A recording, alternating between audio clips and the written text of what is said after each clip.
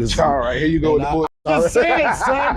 They switched the name. I didn't know it was Fisher. They said it was Eat with David Lucas. And I said to myself, if any know how to eat, it's going to be him.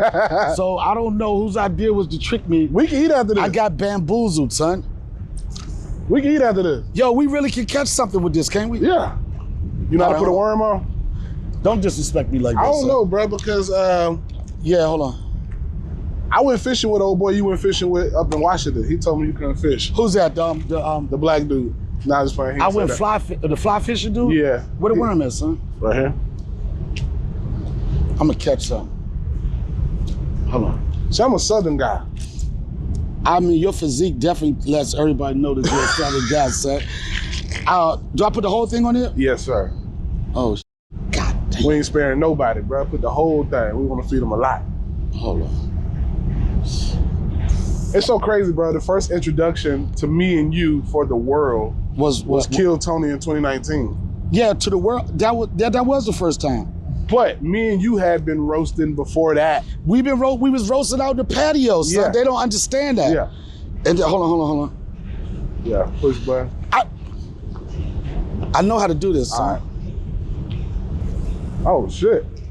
Side on. Don't play with me, son. Then where I put on? Yeah, just put on the ground. They got a Bible on it. Yeah, we have been roasting. Me and Donnell have been roasting months, maybe a year. All right, first off, I have to correct you. We weren't roasting. I was destroying you. All right, here we go. On the back part. I was destroying you. All right, and I know that you have a fan base to all these motherfuckers out here. You know what? Let's be honest. I used to destroy you, son. No. I would destroy you. And that's before you had you was, I don't know how you say this, David Lucas? Right. You was making a name for yourself and you used to fuck with me and I didn't understand the level of disrespect this young big motherfucker had for me. I wouldn't even say nothing. I'm like, who is this motherfucker? And you would go there, but that wasn't what we needed. We needed a bigger platform. We took it to Kill Tony and then the rest was history. Can I get some water? Oh, you want some? I mean, you can water for all this. Nah, I'm good on that one, son. I ain't got no water. You ain't got no water, you ain't got no weed, just a goddamn fish with some goddamn We can't worms. put weed on the podcast. They don't know if it's weed. Yeah, they know, I mean, it's you. They know it's All right, go back to when I used to destroy you. You didn't used to destroy me. But we used to roast when I was the door guy. Okay, so remind people what I did to you on the show. Oh, on the show? I mean, you remember the show? 2019, I hit you with like 2 jokes and then What happened? I'm not as loud as you. Now, see, that's not a racist. That's not a racist. You've been performing for too many white people when you get mad that the black guy's loud.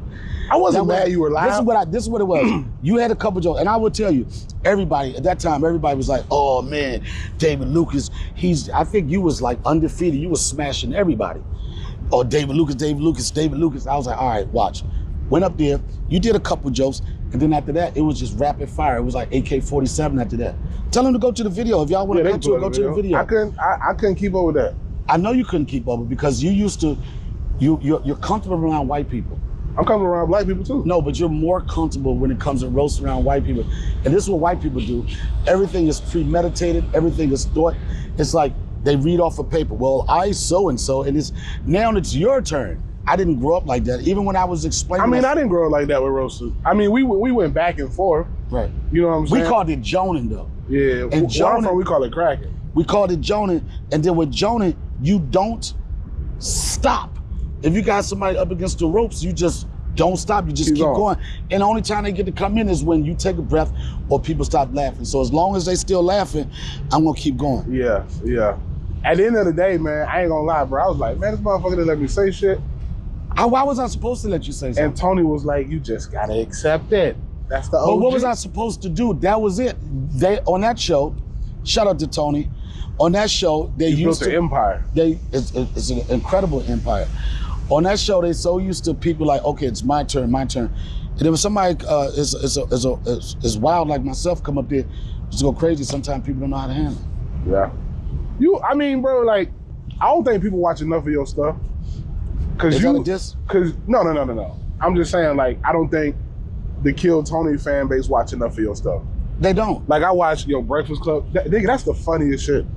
Yo, Breakfast Club interviews, bro. Y'all dynamic that y'all got. I be crying. That was a strategic move on my part. Yeah. I started going on the Breakfast Club 8 years ago. Yeah. And I was like, I could go up on the Breakfast Club and just smoke the whole room. And then I probably won't be invited as much. But what I realized is that people always want to root for the underdog. Yeah. So when I went on the show, it was always like, why is everybody picking on me? But I knew that I could handle that room, whatever. Yeah. But now it turned to a situation where people used to be like, oh my God, can they get another guest? We're so sick of him. So now it's like, when I make appearances on there, it's like very, very highly anticipated for me to go up there and have fun with them guys. But you do be crashing out sometimes, which I get. I had to, when I first got on Kill. Okay, wait. What's the definition of crashing out? Crashing out, you know what I'm saying? Like I don't. Like going off. You'll go off. Like what's wrong with going off? Off on tangents. Ain't nothing wrong with it. I just feel like it's a time and a place for it. How the I mean, go ahead. No, I just so for you me, so in an environment like Kill Tony, that's chaotic as a motherfucker. Yeah. There's rules and regulations of when you can go off and go into tangents. Kill Tony. And when did you learn that word, son? Crash out? You changed, son. Tangent. When did you start using tangents, son? Bro, Do you even fuck black girls anymore? Yeah. I'm just, because that's the sound of somebody that's out there in those streets. Dr. Umar, get this nigga out of here, son. Tangent? I mean, when have you ever used that word? I went to college.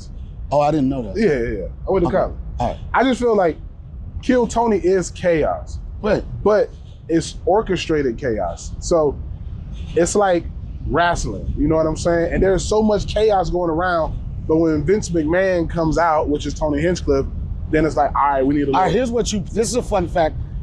You probably don't know about the relationship with me and Tony on Kill Tony. Yeah. First off, I wasn't a fan of that format. I don't like to roast this shit. Right? Because I can't get too sensitive. I know it's personal. Right. People like make personal attacks and they hide under the idea of like, oh, this is just jokes. But I told Tony, I said, Tony, before I went, I said, you know I'm not gonna play by the rules. Right. He know that. When he booked me or he asked me to be on the show, he knows that I'm not gonna play by the rules. Right.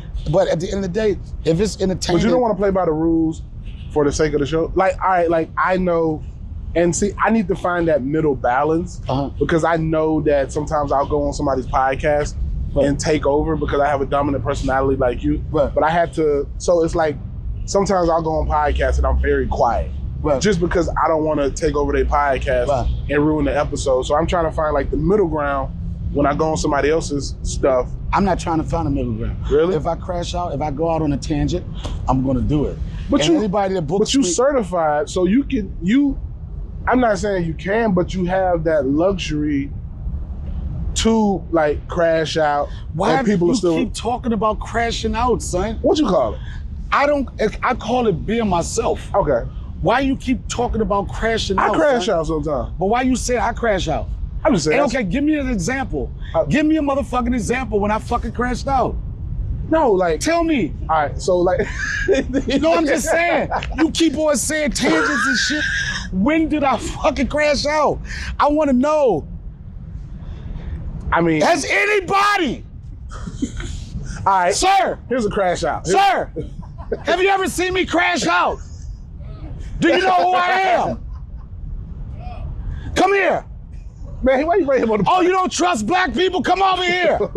This is a crash out. Fuck you and your white dog. See, this is a crash. This is not a goddamn crash out. I'm trying to talk to him. What are you talking about? What are you talking about?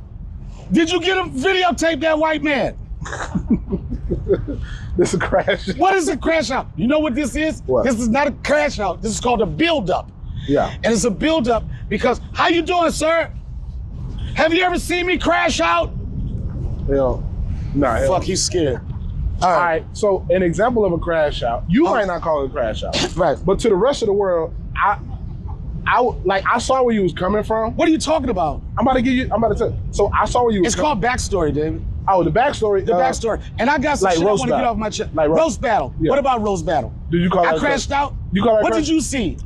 I thought that show's supposed to be honest. I saw, because here's the thing. What? No. But let me tell me what you saw. Okay, I didn't see the whole thing. I'm going to tell you my perspective of it. I just seen like clips. I haven't watched the whole thing. But I saw some parts where you were like, Jeff, why are you telling these unfunny motherfuckers? Yo, is this real? No, but here's the thing. No, just answer this. No, is this real? No. Here's the thing. Wait the fuck what you just said. Hello. I saw clips. Yes. You know what clips do? They Right. manipulate you I get it. to see what the fuck they want you to see. But what I'm about to say Don't is, talk about clips. what I'm about to say is, I grew up in the South doing Can I comedy. talk? Yeah, go ahead. There's called a beginning, a middle, and an end. Okay. All right? It's unfair for you to say I saw clips and try to tell me what happened here without telling the whole story. No. I'm not saying I can sit here and judge it because I come from the tutelage of Tutelage, nigga. Come on. Tutelage? Okay. Tangent? Tutelage? Who are you? My mentors when I started comedy were Bruce, Right? Fredo Food Bruce, Stamp. oh, so you came under the tutelage of Bruce. Right. Okay. So Bruce, and I get where you're coming from. You got too many white people in your life. No, bro. but what I'm saying is I get where There's way too many white people in your life. I get where you're coming from. You didn't even know black people on your production, son. Bro, I don't know any black Is he cameramen. Mexican? Yes. All right, he ain't gonna be here too long. I'm calling Trump in the ice No, that's squad. my dog. All right. So listen. Sorry about that, Pablo. Whatever your name is. Listen. Good. I get where you were coming from because, like I said, bro, I started comedy when I was very, very young. Right. And I was up under Bruce, and you had Doodoo Brown. I don't know if you know, out of Florida. I know them. I used to go down there. I used to So that's work what I'm those saying, rooms. bro. Corey Holcomb. 559. Exactly. Yeah, don't mention Corey Holcomb, but go ahead. Oh shit, I'm my bad. No, I'm just joking. Shout out to Corey Holcomb, 5150. I asked you about that later because y'all are two of my favorites. Okay, good choices, but go ahead. So I grew up in that old school comedy, bro, where it wasn't nothing if you had a bad set for like when Bruce was hosting his room at Backstage. Yeah. If you bomb, that He gonna nigga light you finna up. tear into your ass. Exactly. So we don't have that in comedy no more because as you know, the whole world has become soft. Yeah. So when like when I first started comedy, like there were no comedians offing themselves. That wasn't a thing. Right. Maybe not for you either because you grew up on the East Coast. Right. And it's a little different when you switch to LA versus like where I was at in In the what South. regard? Huh? In what regard? So like, LA is softer? yes. 100%, yeah. The LA comedy scene is much soft. Like even if you go to Atlanta now, or you go to New York, I don't think a lot of LA comics can handle New York. 100%. No, it was always New York was a place, if you can make it in New York, you can make it, Right. right? And I do remember the time Bruce is a good friend of mine. Right. And I remember we used to do this tour called a Creative Arts Tour, if I'm not mistaken. It started in Norfolk, it went down to North Carolina, South Carolina. Right. And then it ended up in Miami. Bruce. The old Miami Improv. Not the Coconut Grove. Okay. It was Bruce used to have it was a strip club, 559. 559 downtown Atlanta. Downtown Yeah. Atlanta. And he used to everybody was nervous in that room. He would tell you straight up. But he controlled that room so much Right. that they really wanted to see him. When we came up, it was just like a bathroom break. If you rip, you rip. But he would come up, he would give you your money and he would tell you straight up, you probably ain't gonna last that long. Just get your money and you can leave, right? Basically like go up there and get booed or whatever. Right. But I came up, that was the era and that was the time that I came up. It was Right, so I get there where you came from because I got that don't have nothing to do with roast battles. No, I think it does, bro, because like I think it does have to do with that because you come from that era and a lot of people can't take that truth let me anymore. tell you, they can't take the truth. If you can't take the truth, then don't fucking get in this game. Right. And like you said, you saw clips on that. I'm not here to try to ruin any comedian's career. Right. I've always been. So do you feel like you were truthful during that moment? I was Okay. telling the truth. And what I do is, I don't have a problem with giving constructive criticism. Mm-hmm. I'm not gonna sugarcoat it. Right. You know what I'm saying? And that particular night, first off, I didn't want to go on that show because I know there's a possibility of me having a situation that you call crash out. The only reason I was there, my good friend Teddy Swims. Yeah. He had just did Adam Carolla's show. Yeah. Right. The Adam not Adam Carolla, Adam Ray. Adam Ray. Dr. Yeah. Phil show. So we were just hanging out, and another one of his buddies, a comedian, was like at roast battles, and Teddy was like, "Yo, you want to go up here and fuck with me on roast battles?" I was so geeked out to hang out with him because he's a great guy. And I'll tell the truth, I did have a couple of drinks. And I'm not embarrassed by that. Sometimes I get a little litty. We went up there, right? And I was having fun. I was singing a song, I was having fun. And the Negro, The host? Yeah. Oh, Brian Moses? The Negro. But That's my dog. I mean, the Negro. Yeah. The Negro was upset because I didn't play by all the roast battle rules. Okay. Right? But is that fair for him to be upset? It's fair for him to be upset. Because that's his show. It's his show. But also, and I'm being straight about it, I had a conversation with Tony Hinchcliffe about it, right? Right. He says sometimes when people have these shows, yes, it's about your format, it's about so-and-so. But if you have some magic happening, if you have some dynamic guests, and you can say whatever the fuck you want to say about me being a guest, right. Sometimes you gotta let that be the show. In that situation, we was having fun, right? And roast battles, it was everything, everybody talked about it at one point. It's still a great show, people watch it, right? But I personally think the heyday is past. Roast battle? Roast battle. They just got signed to HBO. Okay, well, then maybe I'm possibly wrong about that. But I'm saying the energy of the room. I remember one time, it was just the place to be. I mean, yes. I mean, and I'm not, I feel like COVID fucked up a lot because I was a door guy in 2019, and bro, roast battle, we would damn near break the fire code every week. You know what I'm saying? Yo, bro? I'm not, I want people to understand, I'm not being critical of anything. I'm not being critical of the brand, the Negro. To be quite honest, I didn't even know that was the Negro show. Brian Moses? Yeah. Why call him the Negro? There's reasons why I call him the Negro. Oh. I just call him the Negro. But I did not know. To be honest, I thought that show was Jeff Ross' show. Okay.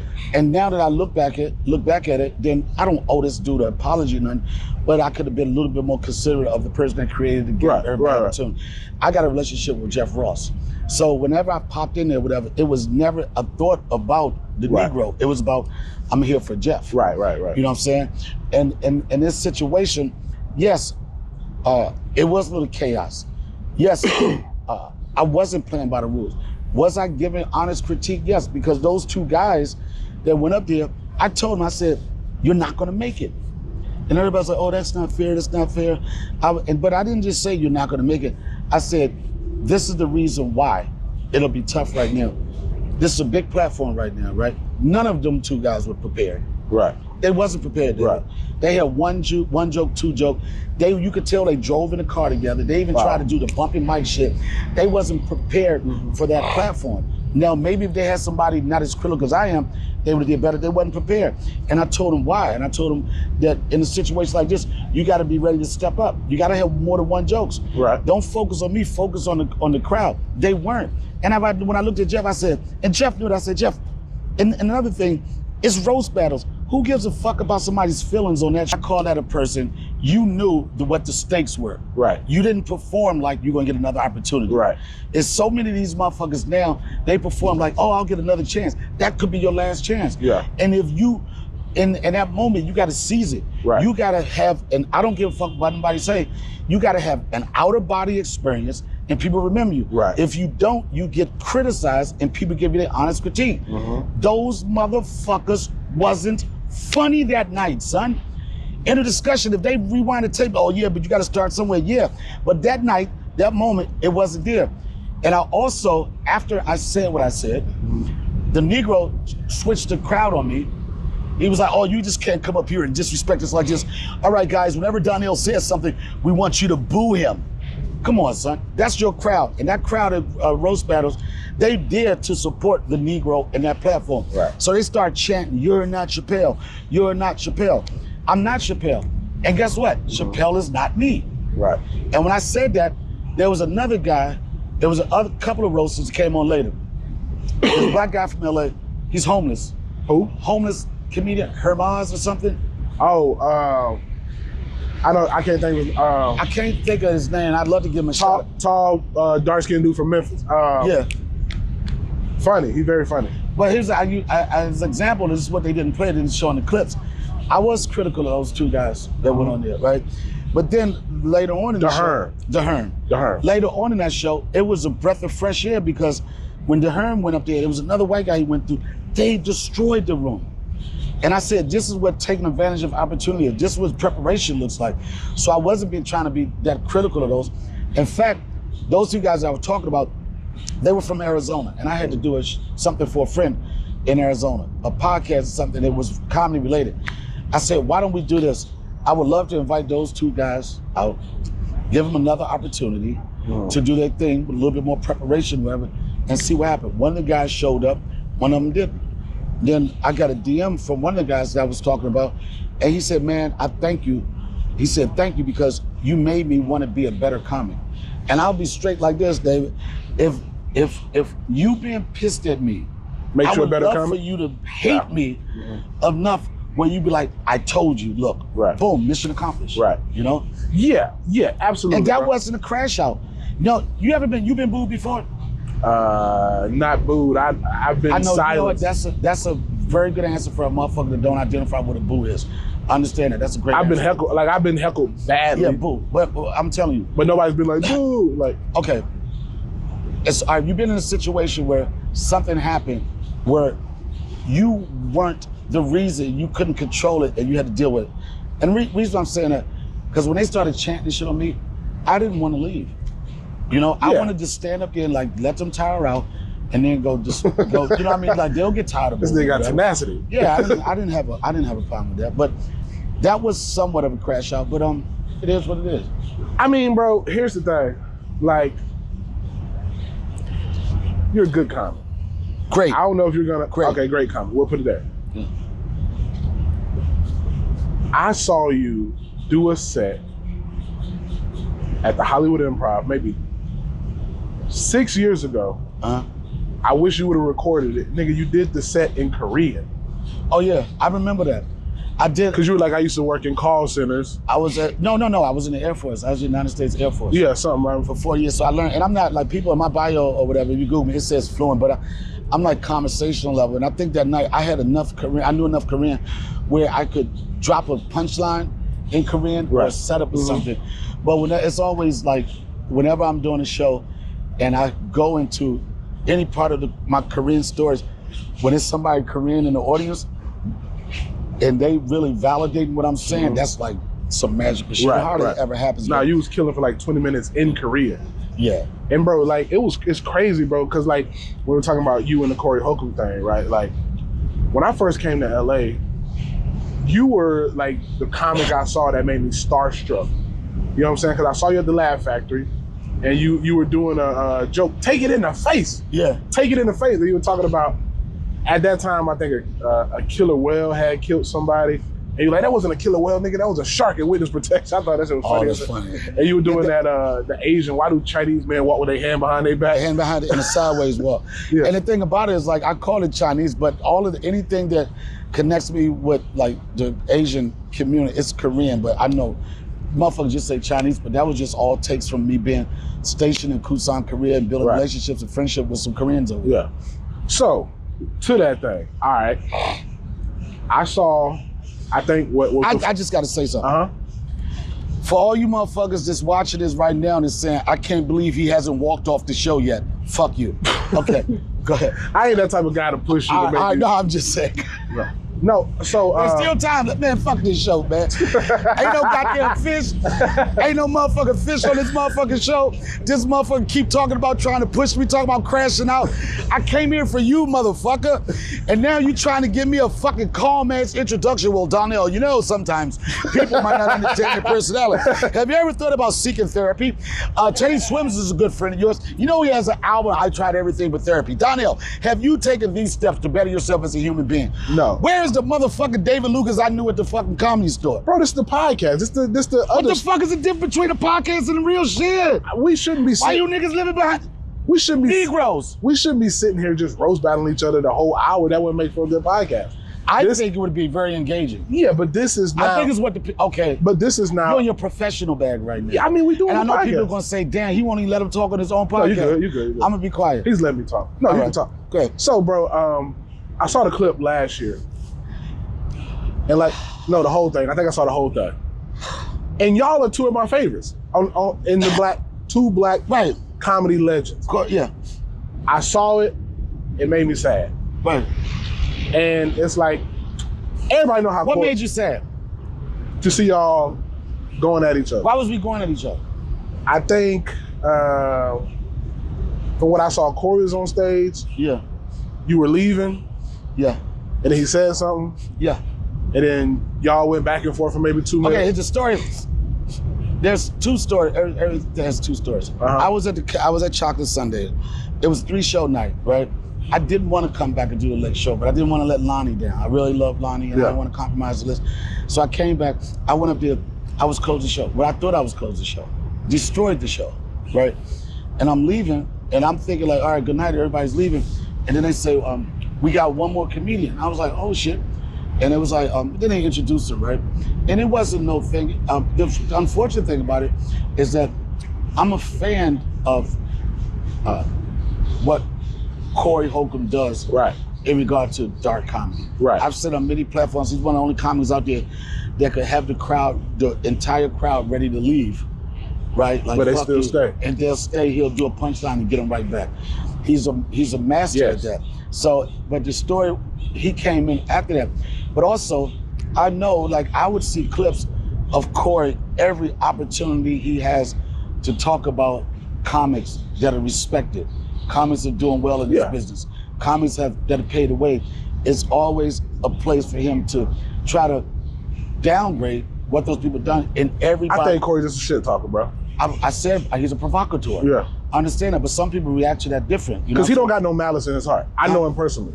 Yeah, well, you know what? Well, I don't know that part. You know what I'm saying? It's unfortunate because I don't even really talk to too many people in LA.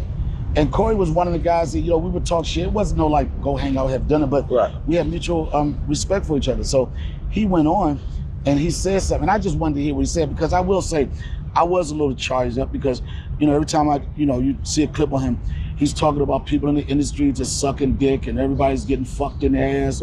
And the only way you can make it in Hollywood is if you kiss ass, and it's all this, I'm not gonna do that. If you see somebody get Netflix specials because they got fucked in the ass and all that type of shit. If you've been in more than 3 movies, you got fucked in the ass. And then I did the Google search of him, and he'd been in 3 movies. So I'm like, this, how much ass fucking did it take for you to get this role? Stupid, bro.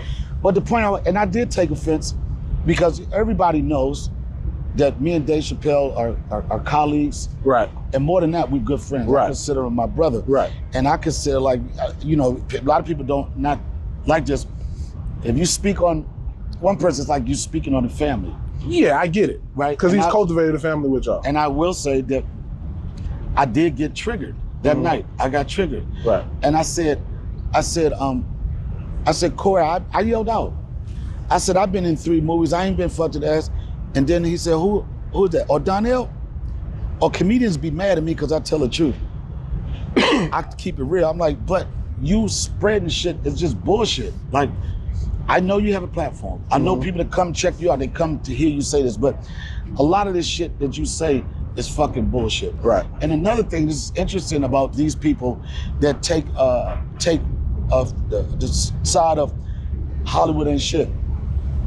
Most of these people that talk the most shit about Hollywood, they was favored by Hollywood. It was one time that they had agents. It was one time that they was on all of these shows. Corey was on Last Comic Standing. You don't become a part of that show and that platform without being favored by Hollywood. The background checks, everything had to do that.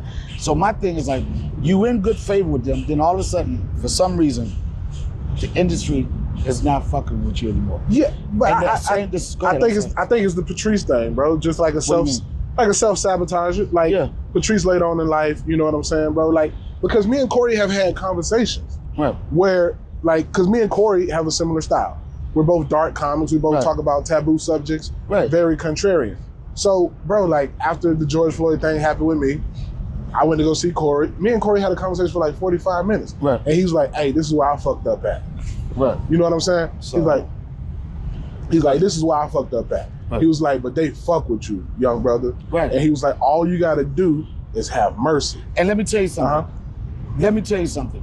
A motherfucker would respect the opinion of Corey Holcomb more if the conversation you had with him, the public would know about it.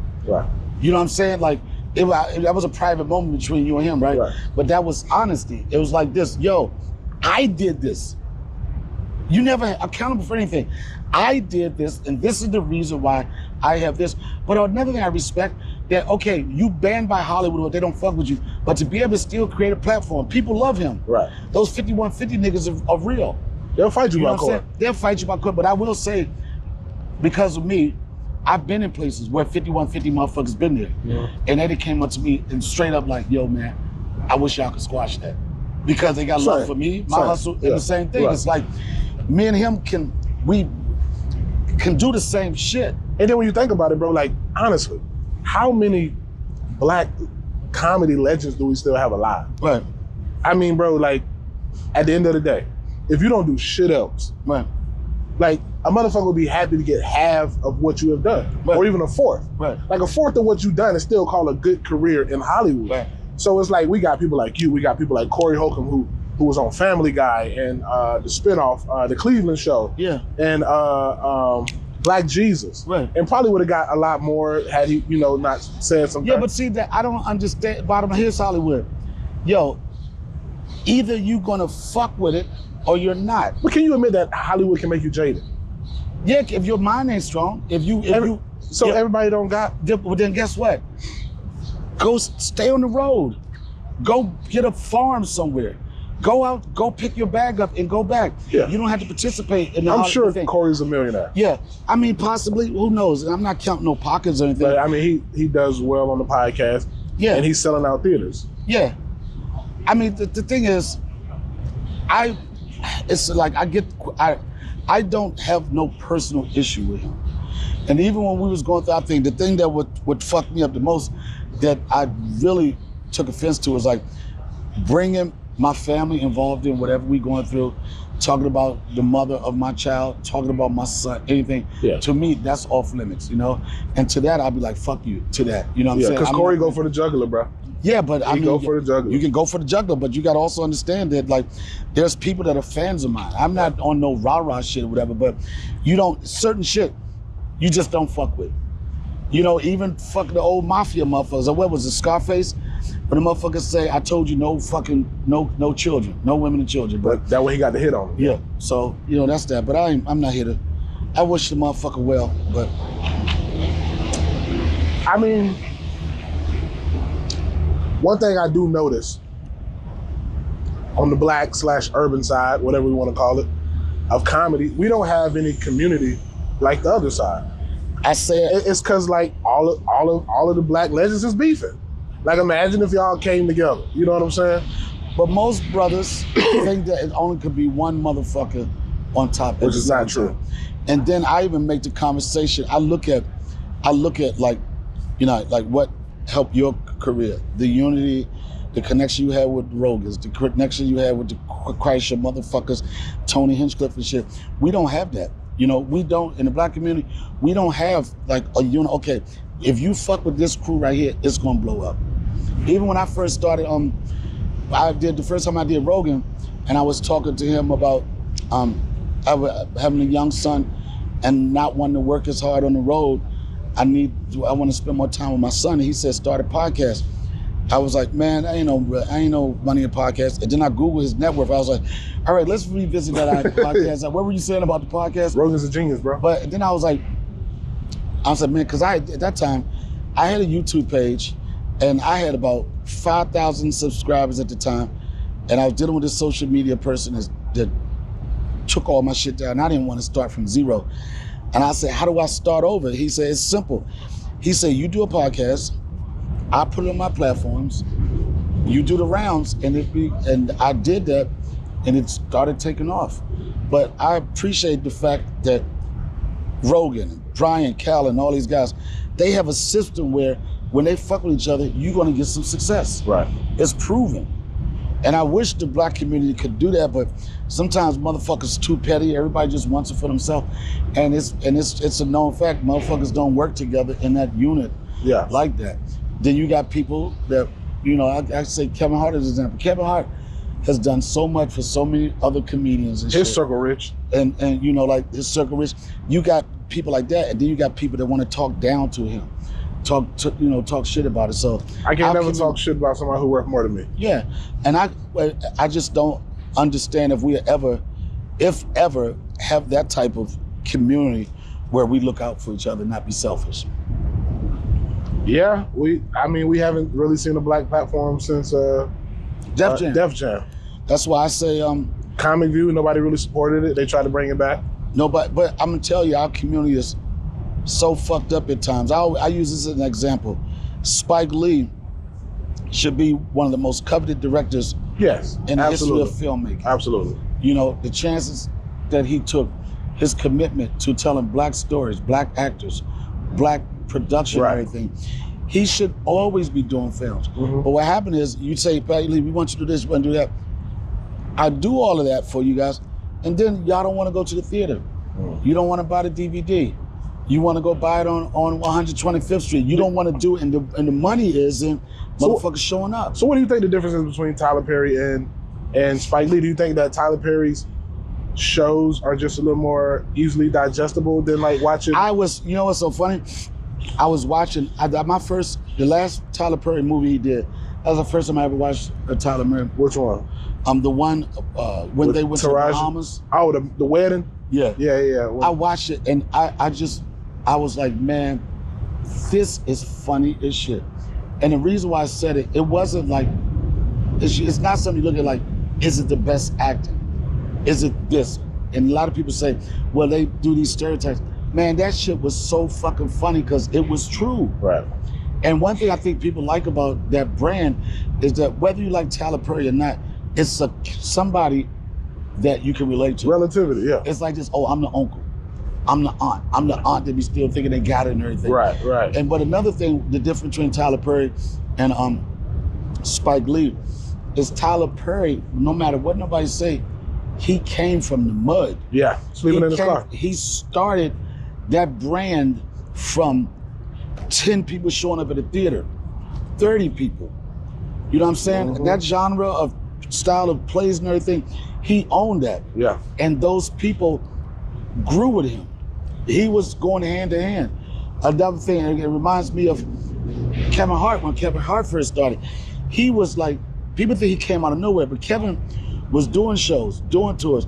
He was out. He came to LA with a TV show, right? Yeah. No, he didn't.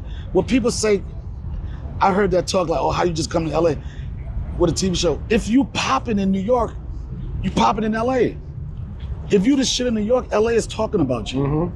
But I remember Kevin's hustle, he would go out, he would pass out those cards, get the email addresses, build that base. He did it one person at a time. I remember I was doing a radio show in DC, he happened to be in town, and this when Twitter just started popping, he was super excited about that. At the time he had like 40,000 followers. He was like, yo, watch this. And he was like, yo, you should do it. He's always been that hustler. Right. But people don't understand that. Tyler Perry, another example, he built it for the ground.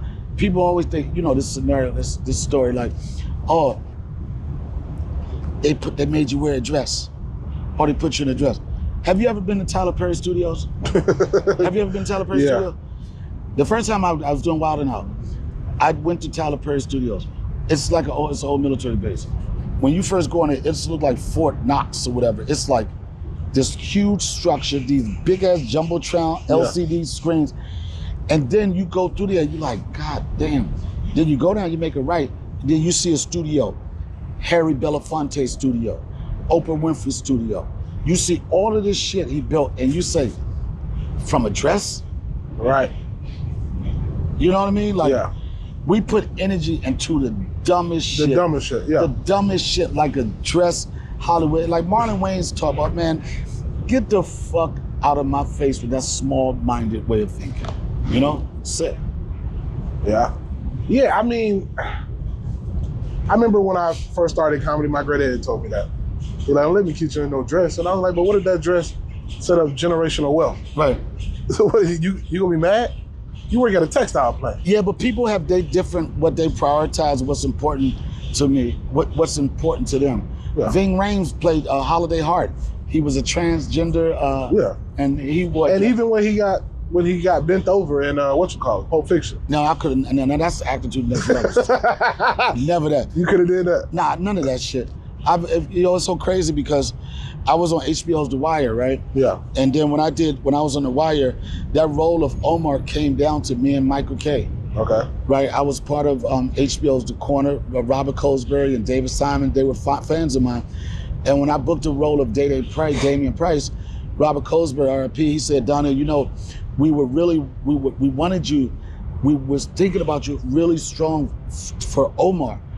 but we wanted to save this role for you. And I'm, it's interesting. I didn't know that Omar was a gay gangster. You know what I'm saying? So he got that role. And then I played Damian Price. And that role was supposed to be a lot bigger than what it was when I did that. But what happened was the Baltimore Tourism Board complained that every time they do production in Baltimore, they depict Baltimore as a crime-ridden, drug-infested community. I'm like, but pretty much that is Baltimore. Yeah. So the storyline on The Wire, it went from the towers. That's why if you're a fan of The Wire, you realize that it shifted from the towers. Then the storyline was about the docks. Yeah. So they had to switch that, and when they switched that, my character of Day Price, it got lost in the sauce. But that character, I was so excited about that character because it was going to be dope because this guy had connections with the street and the politics.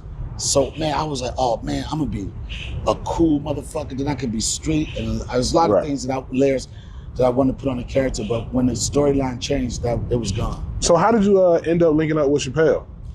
Me and Chappelle were, if you want to say, fans of each other from the DC scene. Okay. Like, I'm older than Dave, but he's been in the game longer than me. Yeah. So I came through DC. I think he probably was doing comedy maybe 3 years before I did it. So I was doing a circuit, and I used to always, in DC, I used to always wonder, like, who made it out of here? Who left? Who's blown up? And everybody would always talk about, man, this guy, Dave Chappelle, right? They was like, man, this dude, and one of my friends, I was like, what's so dope about him? They was like, well, he's young. I'm like, I ain't got shit to do with that, right? Right. I was like, what's so dope about this? He's young. They said, he's animated. He acts all this stuff out. He's smart. Yeah. And he's that guy. And DC, we very competitive. And when they said that, I was like, man, fuck that nigga. He ain't all that. That was just not no negative, right? Because you feel like you want to get there. Of course, yeah. And on my 50th birthday, Chris Spencer asked Dave, how did we meet? And Dave said, whenever he used to come home, because DC Comics, when you come home, you couldn't wait to go to the comedy club to let people know, oh, I saw you on so-and-so. And Dave said, when he used to come home to visit, he used to always ask, like, what comedians is popping right now? And Dave said it was always the usual suspects. It was like Andy Evans, Greg Poole, Fat Doctor. It was these guys. And he said, but they'd be like, but it's this one dude named Donnell Rawlings on fire. And Dave responded the same way. He was like, man, fuck that nigga. Right? So we knew of each other's coming from DC. Mm-hmm. And then we used to cross paths in New York. Like, we weren't like buddy like that. Even when we were doing the show, we wasn't like, me and Dave got really, really close after he left the show. Cause I wasn't interested in like buddy. I was just interested in you saying action. I didn't care about like hanging out, partying, what are you doing this weekend? I just wanted to leave it. I wanted to leave it on the floor. Any respect or appreciation you had for me, I wanted to be like what I did on that camera. And that's what kind of like built my relationship there, because when we did that show, a lot of people think that we were like regulars or like a cast. We was living contract to contract, and you was only as good as the last sketch. Right. So if you ripped that sketch, then you would, the writers would, you know how it is. If you killing shit out, motherfuckers. They'll write you another, yeah. And this goes back to what we were talking about earlier. When I was on the Chappelle show, I never act like I was gonna be there next week, because I didn't know if I was gonna be there next week. I always acted like this is the last thing I'm gonna do. Every time the motherfucker said action, whether they gave me 1 or 2 lines, I was trying to make the best of it. And it's the reason why all the characters and the things I did on the show, it popped. I stood out. I'm rich, bitch. That was crazy. Go put some lotion on right now. Even that rich bitch, that's an iconic line. Yeah. It was interesting because on that scene, I was just a reparation sketch, driving the bus, the truck. First off, I didn't have a driver's license. I wasn't gonna tell production that shit. They were like, oh, we need to get somebody else. I was like, fuck, if they give me the keys, I'm gonna do it. We didn't have no big budget or production where we could lock down the street with no traffic. So I had to drive this truck. I had to hit a mark, not run over the white chick on an apple box, not cross the light. I had to take the keys off because you didn't want the motor to run because it would blow the sound. And I had to lean over and deliver that line. So the sequence is different. There was a lot of stuff going on. And I was fucking this line up, bro. I kept messing up. And then Neil Brennan came up to me. He said, yo, B, that was him being his black voice. He was like, yo, B, we ain't got time to do this all day. You're gonna get it right or whatever. So it was in frustration. Yeah. And when I leaned over, I said, I'm rich, bitch! It was frustration. It was like, just cut. That was it. Yeah. And Dave loved that soundbite so much. And what really made it stand out, it was at the sound card, at the end of the vanity card at any show, it was said. So that's why it resonated too much. Yeah, bro. Neil Brennan directed a commercial I was in 2 years ago. Yeah, great. Very creative though. In fact, Neil Brennan, as much and his brothers are creative too, right? Yeah. As much as people want to acknowledge the relationship I had with Dave, the relationship that got me on that show was the relationship I had with Neil Brennan. Because Neil Brennan, him and David just did Half Baked, and like Neil Brennan was highly favored in Hollywood as a writer. Right. And he was writing these scripts, and he was getting money for them, but they wasn't getting the green light. Yeah. So he wanted to do something else. He wanted to get into director. He knew that he was seeing what his future would be, and he never did it before. So he reached out to my manager because he had saw me do auditions throughout the time in New York. He reached out to my manager and he said, "You think Donnell will do this short film with me?" It was a film with just one person, right? It was all the voiceover stuff. He said, "You think Donnell would do it?" And at the time, I was already popping on HBO's The Corner, right? I had shit popping, and I was like, "Well, I know you can't afford to pay me, so I'll do it on the strength. But if you're ever in a situation where you could throw me a bone, I'd appreciate it, right?" I said, "I know you couldn't afford to pay." I didn't know that Neil was already rich off writing those films, right? I was on my shit. And then he called me one day. He said, "I'm working on this project. I'll let you know how it goes, but I want you to be involved with it." I was like, "Okay, whatever." Cut to that project he was working on was a Chappelle show. And he gave me opportunity. A lot of people want to say, if it wasn't for this, in this business, somebody gonna give you a look.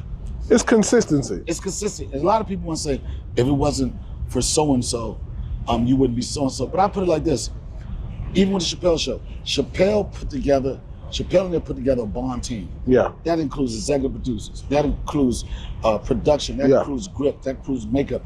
He put together a winning team. So, of course, Dave gets all the credit for it, but it's the team that supported it. And as much as people want to talk shit about that show, like, I helped get that show popping. Charlie Murphy helped get that show popping. Paul Mooney helped get that show popping. It was so many people. It was a collective effort for everybody to make that. And it's funny because it's like, it don't matter what I do. I've done great things before the Chappelle show, great things after. People want me to recreate history. They want me to feel bad. They'll tell me this, "David, oh man, that show was like 20 years ago." Okay, all right, guess what? I was a part of history. I made history. I'm not trying to compete with that. I don't never go to a project and be like, "This is gonna be great in the Chappelle show." Why would I try to recreate history? And I made history. And we're talking about a show that will go down in history as one of the greatest. I still got the DVDs. Everybody, it was just one of those things that it just happened. It was a time of the DVD. It was a time where everything was all cookie cutter. And then Key and Peele caught the wave. Yeah, and this, they caught the wave. I mean, that was a tough, and those guys are talented. Yeah. They're super talented, but they came behind that show, so it's always going to be people that's trying to be critical of it and compare it. Yeah. Like if Key and Peele came out before Chappelle show, they would be probably talking about that. Chappelle show. It was just the timing of it. Yeah. And then I look at it like Dave Chappelle and Neil Brennan gave me a platform to showcase what I've been doing for years, and that's been being funny and going hard. That's what it was. Yeah, man, I appreciate it, bro. I'm thankful for all the shit y'all laid before us, dog. It's beautiful to see, man, because when I was watching the Chappelle show, I didn't even know I wanted to be in comedy. You know what I'm saying, bro? I was focused on being a football player. So, yeah, man. So, like, at the end of the day, we about to get out of here. How do you feel about your career where it's at now? You feel accomplished? I tell everybody all the time, they be like, oh, I see you got it popping up there. And I tell people this all the time, I'm a work in progress. There's always something else to do. And especially when I look at my career, I gauge my career on like me as a stand-up. You know, if I'm fortunate enough to get film, TV work, that's one thing. But the thing that I pride myself on and be able to create a good lifestyle for myself is telling jokes. Right. Whether I do another film project, whether I do another TV show, I know I can put my name on the marquee and I could fucking draw people to come see me. Yeah. And I Your special was good. Thank you. Yeah. And I think that, like, you know, I've been doing it for over 30 years. I think every year I evolve. Every year I dig deeper to figure out. And you're talking about somebody that's been ripping for like 30 plus years. Like, where you be like, there's no way he can be funnier than he was last year. And I always test myself and challenge myself to find something different that I can keep it popping. But I'm just a guy. How many more crash outs you got in you?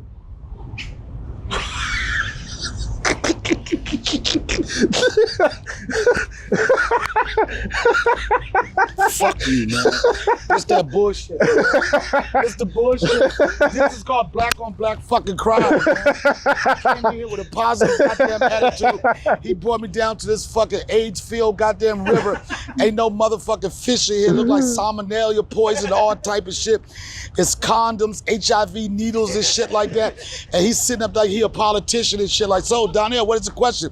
Trying to provoke me to fucking crash out. I don't fucking crash out. I don't know what the fucking definition of crash out is. Fuck you and your motherfucking show, man. I appreciate it. Hey, that's been another episode of Fishing with David Lucas. Make sure you go follow Donnell Rawlings. Hey, you don't want to shout your shit out? He gone. So this your boy David Lucas. And one of the most requested back guests ever, because he always has interesting, hot takes on everything. My dog, Kurt Metzger. Thanks. I feel like I should even pick up my fishing pole for the this. useless X-Man. So today, you don't got to pick it up. I throw it out. Turns out I'm the most useful X-Man. It turns out. So, bro, today I switched it up. I got some catfish bait.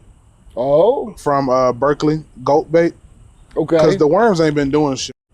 And I don't really like catching catfish. Yeah. But people do like to see on the podcast. I'll throw it out there for you. Oh, have you caught a fish on the show before? Yeah, probably like the most we've caught was in Florida. Yeah, of course. Let's see if this catfish bait really works. I'm just trying to fish for gay hobo. Bro, I feel like one day you're gonna have like one of the biggest podcasts in the world. Man, I hope not. Do you thrive? Do you thrive to be there? I feel like you don't care about that. I hope not, man. Because why not? The amount of crazy. You think about it, dude. At Joe's Club, right? Mm-hmm. Remember Trump got elected? Were you there that night? Yeah. And I remember I was cackling because Tony's on stage next to like Rogan getting thanked and Tony getting thanked because it was Tony said some Puerto Rico thing that made it think. Okay, so that was crazy. Okay, and I was telling Joe like, "Oh man, you're dead. They're gonna kill you. You're dead, dude." I was like shouting at. And Joe was like, "Don't say that. It's probably anything has to think about that." You crazy, bro. Well, I mean, I just couldn't believe it. So, no, it was so weird because it's a very strange connection. No, because if you remember that night, bro, there were like 3 people in the room who genuinely influenced the election. No, I know. There was Kurt, Theo Von. No, I mean, excuse me, not Kurt. Yeah, not me. You influenced the election a little bit. No, there was Joe Rogan, there was Theo Von, there was Tony Hinchcliffe.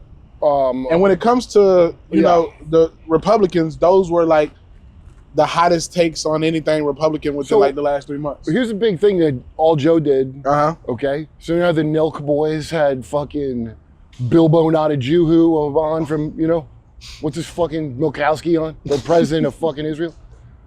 And people got mad at them. And they're like, well, we'll talk to anybody, which I agree with. I'm the same way, I'll talk to anybody. Okay, but here's what I wouldn't do, and this is what the Nelk boys did. Accept a pre-approved list of shit I can ask you about. So that's what Kamala wanted. Joe would have had her on, but she wanted to hand him fluff, like you know, I work for Watch What's Happening Now, some you know, and I want a light homosexual conversation. You understand? Ask me about the Doritos I like. Do you understand? So yeah, you chose that outfit this morning. Why was that? Who, me? No, that's the kind of question she probably wanted. Because I didn't have nothing else, and I was like, shit, I'm late. Yeah, no, you must have done shit like that by now doing a Netflix thing. You got to do press. So they want you to be PR, and they want to pay you to be PR. So that's those two idiots from the Milk Boys. Their only sin to me is someone giving you like pre-approved shit to ask. Fuck you. You're a punk for allowing that, and Joe doesn't allow it. Yeah. That's why don't be mad at Joe, Marin. Like Kamala could have done his show. I learned about. Did Marin do an emergency? What the fuck to talk to her? I learned about. Yeah. Why didn't she go on his? Yo, podcast? you should have been like because Marin's a podcast originator too. What do you feel about? I feel like I was talking to a comedian the other day. They're like, bro, why is Mark Maron calling people out? And I was like, bro, he's the white Cat Williams. He's about to drop. Oh, that was you. We're talking about that. Like, why? Is you're about to drop an album. He's about to drop an album. That's why he was doing the whole. Let me get at the Austin scene. Let me get at Rogan. No, I know he don't have no kids, so there's no way. The trans nonsense that he said. I just did Tim Butterly show. You know, Tim Butterly and his wife had to talk their daughter out of binding her tits. Really? Because they just moved on her senior year. She's like, oh, we should talk about tit binding. Not to be a man, but to like slowly just be nothing. You know how it's not supposed to be fixed? So let me tell you my Mark Maron story, bro. I remember Mark Maron from the store when I was the door guy there. And really? And he didn't come a lot. How long ago was this? 2019. Oh, okay. Sorry. So that's not that long ago. Okay. So I saw him in the Delta Lounge, and I didn't remember his last name. I was just like, yo, Mark, what's up, man? Like, how's it going? Because I mean, bro, I fuck with anybody who does comedy, especially. What did he say? If you've been doing comedy that long. So we talked, and I was like, yeah, I was a door guy. I used to put your name on the marquee outside a few times, and I saw you around the store a little bit, and now I'm out here touring and doing my own thing. And he was like, nice. Like, we were having a great conversation. Yeah. And then he was like, where you headed? I said, Austin. I'm opening up for Rogan tonight. Because this is when Rogan used to do like the Tuesday, Wednesday, Thursdays at the Vulcan. And as soon as I said that, like the conversation swifted. He was like, oh. And he was like, all right, well, have a good flight. And it's like, I feel like, but at that time, I didn't know about the beef. Yeah, that's great. Yeah, he had to have an enjoyable conversation with you. And then hear that. And then, like, dude, LA, New York too, really.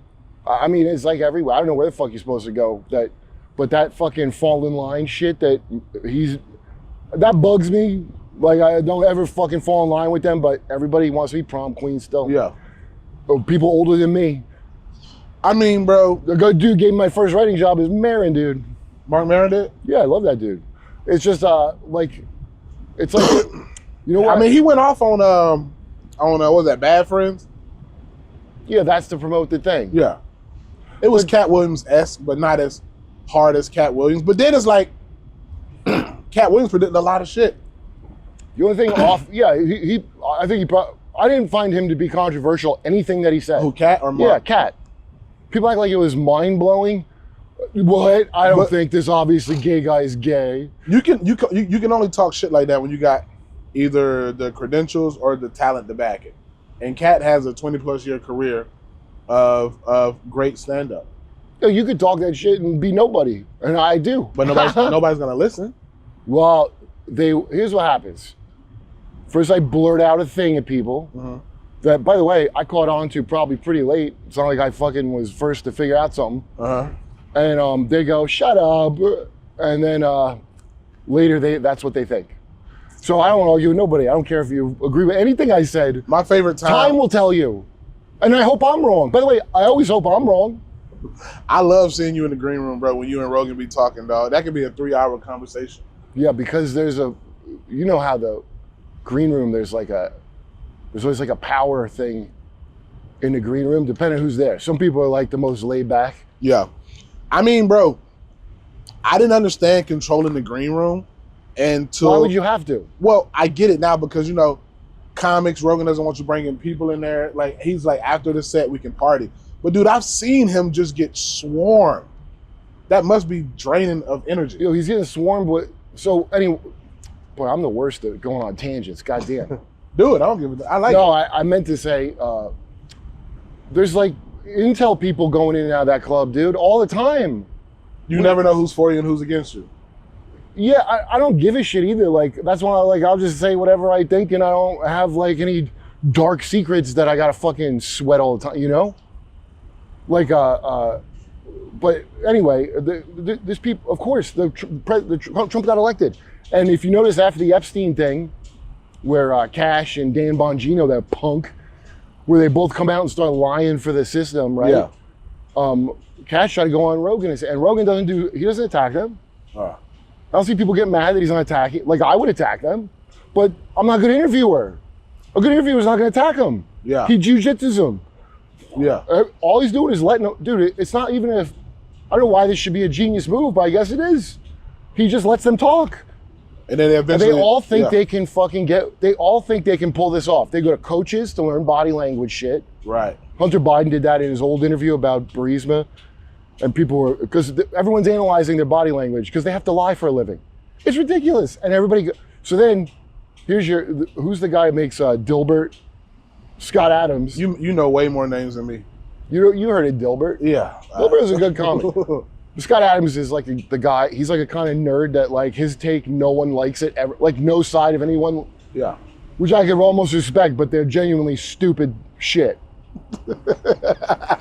I mean, like he had over the pandemic thing, like white people, you need to get away from black people. This is during the BLM riots. Yeah. And I think he had donated to BLM. So someone I was arguing with told me, and I'm like, well, he's doubly, he donated to BLM. Now he's like, it can't work. White people, you've got to, and then I'm like, since when do white people have to be told to try to not live near black people? Right. They've been doing that. Thanks, Scott Adams, for the warning. Holy what an idiot. Anyway, he goes, this is the last amazing take that, just because we showed it on Jimmy's show. That's why this is like traumatized in my mind, these people's bad arguments. Look, if you accept there's a CIA, like the government has to lie to you. You have to be mature and understand they just have to lie to you. Why do you think the government has to lie to us? Because if you found out what they did, the entire all hell would break loose. The entire Rizzler. Who's those people who go to fucking Walmart? Who goes to those big stores and they eat like strombolis and shit? That fat ass family that's popular online. The Rizzler. You know what I'm talking about? Who's that? What store are they at? Costco. Yeah, Costco. Yo, they would put their fucking fried dough down and they would go rip these people apart with their bare hands like a fucking zombie movie. Even the happy Costco family. Dough. The Rizzler would be like, what did you do? I saw what you did, motherfucker. So they can never tell, here's an important thing to understand. They can never disclose anything, ever. Until, like, once you're dead, like 100 fucking years from now, and I know this because they're always going to court to say, please seal this until 75 years. Because they gotta wait for and they're always monitoring who knows what, right? At all times, that's why you're allowed to go on the internet. Right. And all I pay attention to, because I watch every fucking thing online, like, I look at what stories are going around. What the fuck? Bugs? Yeah, we're in Texas, man. Probably a Bill Gates bug trying to vaccinate me against my will. Only a matter of time. Yeah, so I watch all these stories. So dude, Jesse Michaels, I did his podcast, his UFO. Yeah. Because I want to know what people actually know, and what they're being like bullshit about. I just want to know, you know. And I always find out. Yeah. Because you know people by what they do. Right. So, and then stuff will be like, doesn't make sense. But anyway, I like Jesse Michaels. I don't think he's a dude like I think he's just like a young dude that, right. Like how all journalism is, they're connected, they want to have a relationship with power. Or how the crystal ball put it, the great crystal ball, if you want to maintain a relationship with power. I don't. Like, it sickens me. So you run from power? No, I just don't want to deal with like where I have to be, not say what I want for the team. I guess. Okay, I mean, or if you need me to do that, it's not that, I would only lie if like I thought it could keep me from getting in some kind of serious trouble.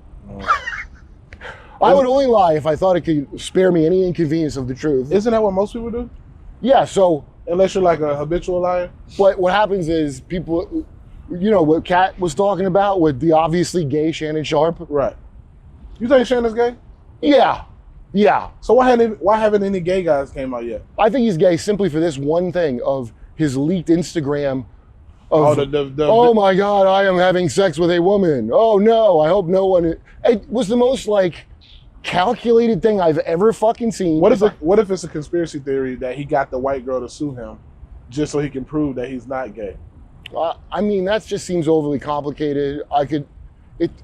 Dude, Kash Patel, that he's got that girlfriend that everyone says is a Mossad, okay? And she's not. She's well, she is Mossad, but she's a beard. That guy's gay. So, and I remember someone telling me, I won't name my sources, but somebody who knows told me, they're like, well, he's gay and his mom can't find out. And I'm like, that can't be fucking real. That's so fucking gay, dude. Yo, and I'm like, so he's gonna cover up for this network. Yeah. So his mom doesn't find out he's gay? Right. That can't, I hope to God that he's being threatened, his life's being threatened. And that's why. Right. And not that he's just gay. Well, he lives with this rich donor, Muldoon, in Vegas. He got some work from home thing.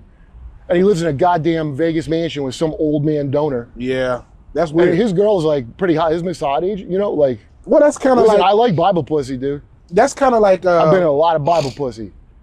That's Bible pussy is some great pussy. Curly ass Bible pussy, like right out the Bible. But if you think about it, bro, that's kind of like the badass chick Tyler Perry was married to.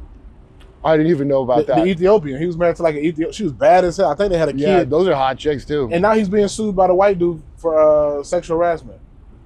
Yeah, of course. I mean, it's none of that's really about being gay. It's all about power with them. All these people, it's all like a power thing. So when you say that, what do you mean? They're like sexual vampires. So they don't care who they fucking. No, it's like how Obama was like, his letter in college to his girlfriend, every day I make love with men in my imagination. Remember that? What was that thing Obama said recently about having a kid with two dads or with no dad? Remember? So, I have you no didn't see idea. the clip? Well, I think two dads. I have no idea, dude. I'm not saying I understand this. Why there's this like undercover gay thing going on in every level of society. Right. But it's not really gay. I mean, gay is kind of just some made up label that meant something else and now it means as. These categories were kind of invented. Like all these people would be like, and you'll notice the rules of gay change from community to community. Right. Depending on circumstance. You know, like anybody knows any prison thing. There's a lot of black lesbians that don't really consider themselves gay. Especially like what we call in the South the butch. You know what I'm talking about? Oh yeah, everybody calls it butch. Because I remember you don't call them AGs? Who? AGs. That's what in by the cellar, the aggressive lesbians. They were like gangster lesbians. For real? For like years, when I ride home on the subway, late after the spot, and it would just be me and a lesbian that looks like Snoop from The Wire, and she's reading the biography of Snoop from The Wire. That was like Snoop from The Wire launched a lot of AGs, dude. No, but I have a butch homegirl, and she got a Jeep, and I told her, I'm like, yo, you should put the gay flag on your Jeep. And she's like, hey man, watch out. Don't play with me like that. Oh, she's very masculine. Yeah. She doesn't like that gay shit. Yeah. Ain't that weird? Dude, Rogan's a guy, I think it's funny. I think everybody have a joke about this, and I even know this. You know the stats of gay marriage and marriage? What is? Most successful marriages are gay men, okay? They're like 80% don't get divorced. That makes sense. Straights are 50-50, and then lesbian like 30% maybe. Maybe I'm being generous too, which all makes sense. Because, dude, you got two, listen, if you're like a masculine, like fucking, right, like then a vagina is like having the smallest dick in the world. So do you know what I mean? Like the weird insecurity of pretend to be like masculine. Yeah. You're doing like a part. I believe you want to do it. Like I'm not like, oh, you're faking that you want to do this, but do it. I don't give a fucking shit. But the thing that just gets me is he's like, hey, you should put a gay flag. I don't want that shit. Right. But I bet if I said that around somebody who's not gay or a black lesbian, they'd be like, what? Don't talk about the gay flag. I'm like, no, this black lesbian just said it. But they don't hang out with fucking thugged out black lesbians, so they don't know shit. But they'll doubt your word, because the only word they trust is top down. Money to them, That's who's right. Right. That's it. That little Nick Fuentes fucking obvious homo, he's getting a big push on everything. Why? Why is that guy getting a push like that? Sam did a whole interview with him. Sam Hyatt? Didn't ask him why he's telling, yo, I'm commenting, I'm texting Sam. Yo, just ask him why he was urging people into the Capitol on January 6th. The video is out and you can find it. Kino Casino put it up. A lot of people put it up. Fucking, there's a cop next to him, a guy who's an obvious cop. After he goes, we got to go in the Capitol. There's a guy who goes, thank you for saying that. A fucking actual, it looks like one of the Rogan cops from Mothership on their day off. Yeah. And he goes, thanks for saying that. So that's Ray Epps Jr. right there. So you're not going to ask him about that, dude? Oh, what about that fucking that he had in his group who looks like old Greg from the fucking Mighty Boosh? Yeah. Do you know what that looks like? No. Dude, do you know what old Greg looks like? What's the Boosh? It's some shows on Adult Swim. Do you just watch shit all day? I did. That's years ago. Nobody remembers it now, but that's years ago. No, you can tell you read a lot and watch a lot of YouTube videos because you're I take a lot of shits, put it that way. Your knowledge of some stuff, I'm just like, nah, I don't know. It's not that good. Listen, it's literally shit that you could learn in 5 minutes taking a shit, and what I find hysterical. I love to see your YouTube algorithm. Yeah. By the way, the algorithm's fine. If you want to find out some shit, you can. No, I'm saying yours. Yeah, mine, dude, I found all kinds of good stuff from the algorithm, but my taste is just varied. So that's all.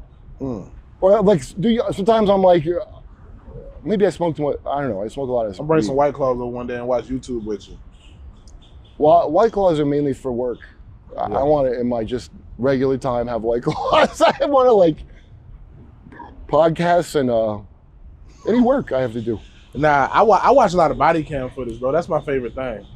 Oh yeah, there's you will find some wild shit. Yeah, it's some wild shit on them, bro. I love body cam footage, dog. Well, because it's showing you what happened too. There's no getting around what's on the cam. I love this one station called Louisiana State Boys. Okay. It's nothing but Louisiana. Yeah, no, I'm gonna look that up 100%. Louisiana State Boys, and it's a country ass black dude narrating it. Yo, yeah, that sounds great. He'll go in and out.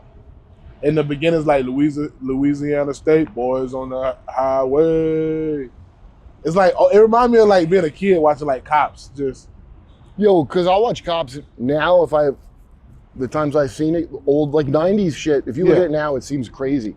My favorite. All it is weed. It's like mostly weed busts or drunks. The weed thing, I'm like, I can't believe somebody got arrested for weed. It's just now if I watch it now, it makes me like angry. My favorite episodes were Vegas because they arrest a lot of prostitutes and vagrants. Yeah. Well, once you do that kind of work of filming that, so like any kind of thing you got to do live, you don't have a lot of control over what you're going to get, right? But you find out that certain things sell better than other things. Right. So prostitute that turns out to have a dick is probably very popular on that, right? Or like they want the wild shit, and but you can't always have it happen. But remember Cheaters? Yeah. So my friends used to edit that, and I didn't know it was fake for years. Oh, it's fake? Yeah, the stabbing and all that bullshit. So they would set up those cheating people that they weren't really cheating? Yep. Well, so I guess they maybe got a cheater here and there, but most of it was, okay. I don't remember them ever telling me one was real. I don't know if they worked. It was on a while.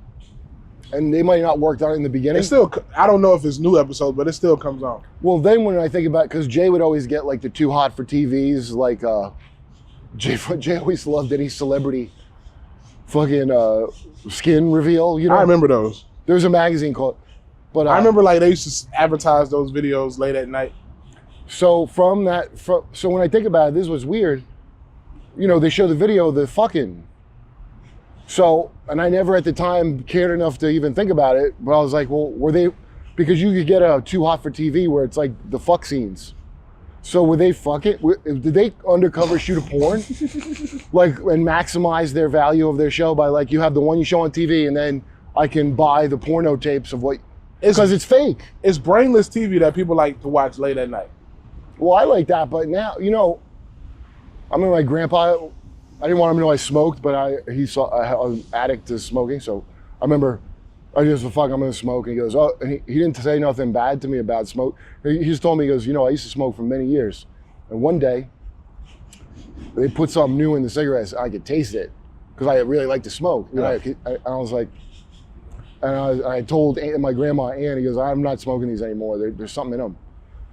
He just told me that story. And by the way, I didn't stop smoking at that time. Yeah. Okay. If Zyn wasn't invented, I'd be vaping.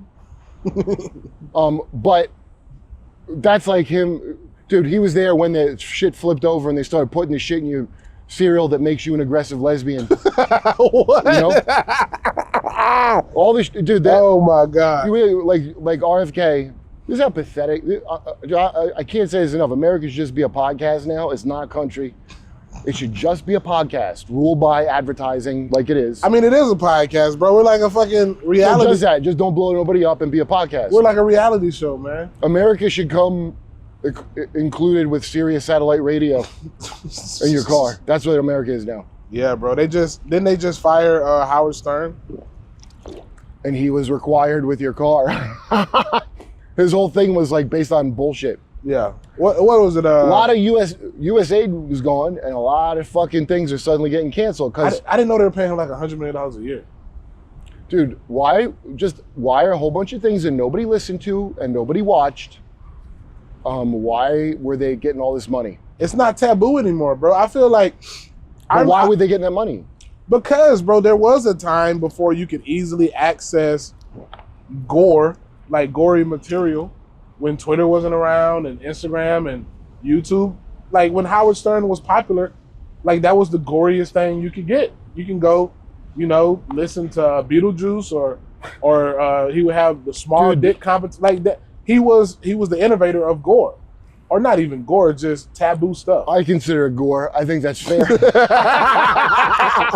Just taboo. He was the inventor of taboo stuff.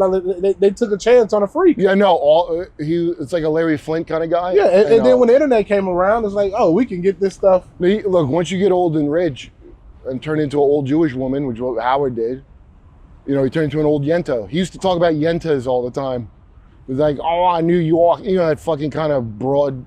Yeah, like Rosie O'Donnell's a real yenta. Yeah, but now he is that, and he was recorded at his studio in the Hamptons. He wasn't even coming into Sirius anymore. Dude, at one point he had a fucking elevator built in the Sirius building, so he could drive his car into it like fucking Batman, and it would rise to the office, so he don't have to touch or interact with any human being. So he's like a OCD. First of all, I read all his books when they came out, dude. So he's OCD for years. And OCD to like delusional, where he had back pain that was in his head from his OCD, and he wrote about it. So that's that kind of guy. So that's a Howie Mandel germaphobe type. That's what he is. You think Howie Mandel's a germaphobe? Famously, Howie Mandel, the guy from Double Dare and Sloppy. What was the Nickelodeon weird like gay porno shit they did to kids? Sloppy Seconds and Double Dare. There's no Sloppy Seconds. Double Dare. Seconds. But it was like a game show where it's like, oh, you're gonna get sloppy. The guy that hosted it.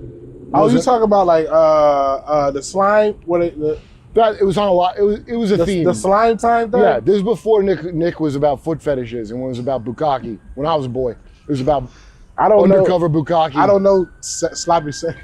Dude, the amount of things. Is that a real show? Or you bullshit. No, I just said that. Oh, it's just like I just remember all the game shows as being something like that. There was just like some kids got goggles on. And they're gonna get blasted in the face with some kind of dude. Is everyone crazy, dude? Like this shit don't make sense looking back. It don't. And a cream pie to the face. Yeah, dude. It was all. And then like once you realize like because like weirdos get off on weird shit. Yeah. And a lot of them work in children's shit. And so all of it's like this subliminal, and that's how subliminal messaging works, where it's like two boys with a gun right. that shoots frothy, stringy shit all over the other boy's face, which is a lot of toys. That's somebody's thinking that. You understand that? This is just basic Edward Bernays marketing 101. Isn't it ironic that the man that created the Super Soaker is black? I think, didn't he get dicked on his thing too? Yeah, didn't he just get a check? I've been seeing that around. The man, like. But that's a water gun, dude. That's not like. Yeah, but high powered pressured water was used in the 50s and 60s to spray down niggas. And then he invented the traveling version of that. You know what I'm saying? They called it an African-American shower. He invented the fucking super soaker, which was the traveling version of what they were doing. But so I don't think that he meant it to reference that, but I'm sure there's a collective. I mean, he probably watched the video and he's like, that looks fun on a hot day. But see, okay, so there's a collective unconscious, right, that people have, especially if you saw shit like that goes in your subconscious. So when you get ideas and stuff, yeah, like, I don't think he consciously thought, well, hey, this is like the hose. But in subconsciously he did. I bet he did. Yeah. And because you're seeing it as a joke, you know what I mean? Like, a lot of jokes are people noticing something in the collective unconscious that is weird as shit. And so, like, I think all these, like, joke, you know, a lot of did you ever notice kind of jokes are like fucking Matrix jokes. And I don't mean in that robot, you know, I don't think it's like the holodeck. I think they just lie to you and hypnotize you, and it works. That's all. It just completely works. It's a Matrix. They don't got to bust out no fancy tech from none of you motherfuckers. They could just tell you bullshit, and if you're already eating like fucking food, prison food, basically, which is what Americans eat, so your mind's fucked, right? And then when you go overseas, do you notice that there is a clear difference in the food? Dude, China, when I went, had, like, I didn't eat nothing Chinese. I had hot pot. That's all I could find. Everything else was like they made it for American taste. Shanghai looks like the village, but there's a fucking Joe's Pizza like by the cellar in Shanghai. Like, it looked like it's like French architecture from back in the day. So it looks, and dude, there's nothing Chinese. There's like a Harley Davidson store, and I couldn't believe how not Chinese anything was. And they didn't have the black market no more. They said there's famous black market where you get some great. And they told me. When did you go to China? In 2015, like just before Trump was about to get in, or maybe like right when he's on the verge of getting in. Yeah. The first time, I went on this kung fu comedy tour with Andy Curtin and dude, I'm forgetting the other dude's name. He's cool as shit too. He's like it's something like Parker Lewis. He's got a name like that. But they started kung fu comedy tour in China. By the way, there's actually people who go like, that sounds racist. No, they love kung fu in China. That's, you know, the home of kung fu. They fucking love that shit. And it's like a philosophy. So you couldn't find no real Chinese food? It's not like I was like, I'm pounding the pavement to find Chinese food, but no, I had like I had like good shit. Everything was good. But did it feel different in your body? No, it was absolutely fine. I got bad news for everybody. You live in worse China. Just so you know, you live in not as good as China. That sounds really rough, don't it? I agree. You live in China with no flying cars, motherfuckers. That's where you live. You think they can't grab you off the street like they do in China? Yeah, they do. In fact, they've been doing it for a while. You don't give a shit.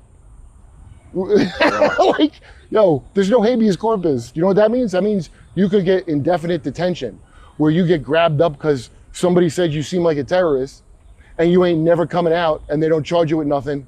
And what are you gonna do? Argue? You're not even in the system. That's been allowed since 2014. Obama signed that. He said he had grave concerns, but he signed it anyway, didn't he? Nobody even knows what the fuck habeas corpus means, by the way. I didn't know what it meant. Well, I know it, yeah. I had no idea what it meant. I had to look it up. Was that the due process thing, right? Yeah, there's no process. Yeah. So, hey, I'm for sending illegals home. I'm not against that.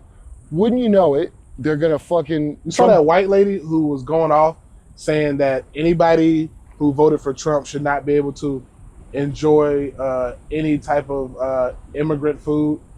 She said anybody who voted for Trump should only be able to eat Cracker Barrel. Look, it's such an obvious, like, pitting people against each other, know-nothing battle. The first step is to tell you not to do your own research, which they said out loud to you.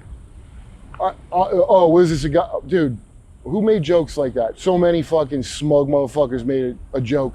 Oh, he's one of these guys that does his own research. I'm not over that, dude. They said that out loud to you, and you're fucking like, oh, that's fine. Yeah, no, you shouldn't.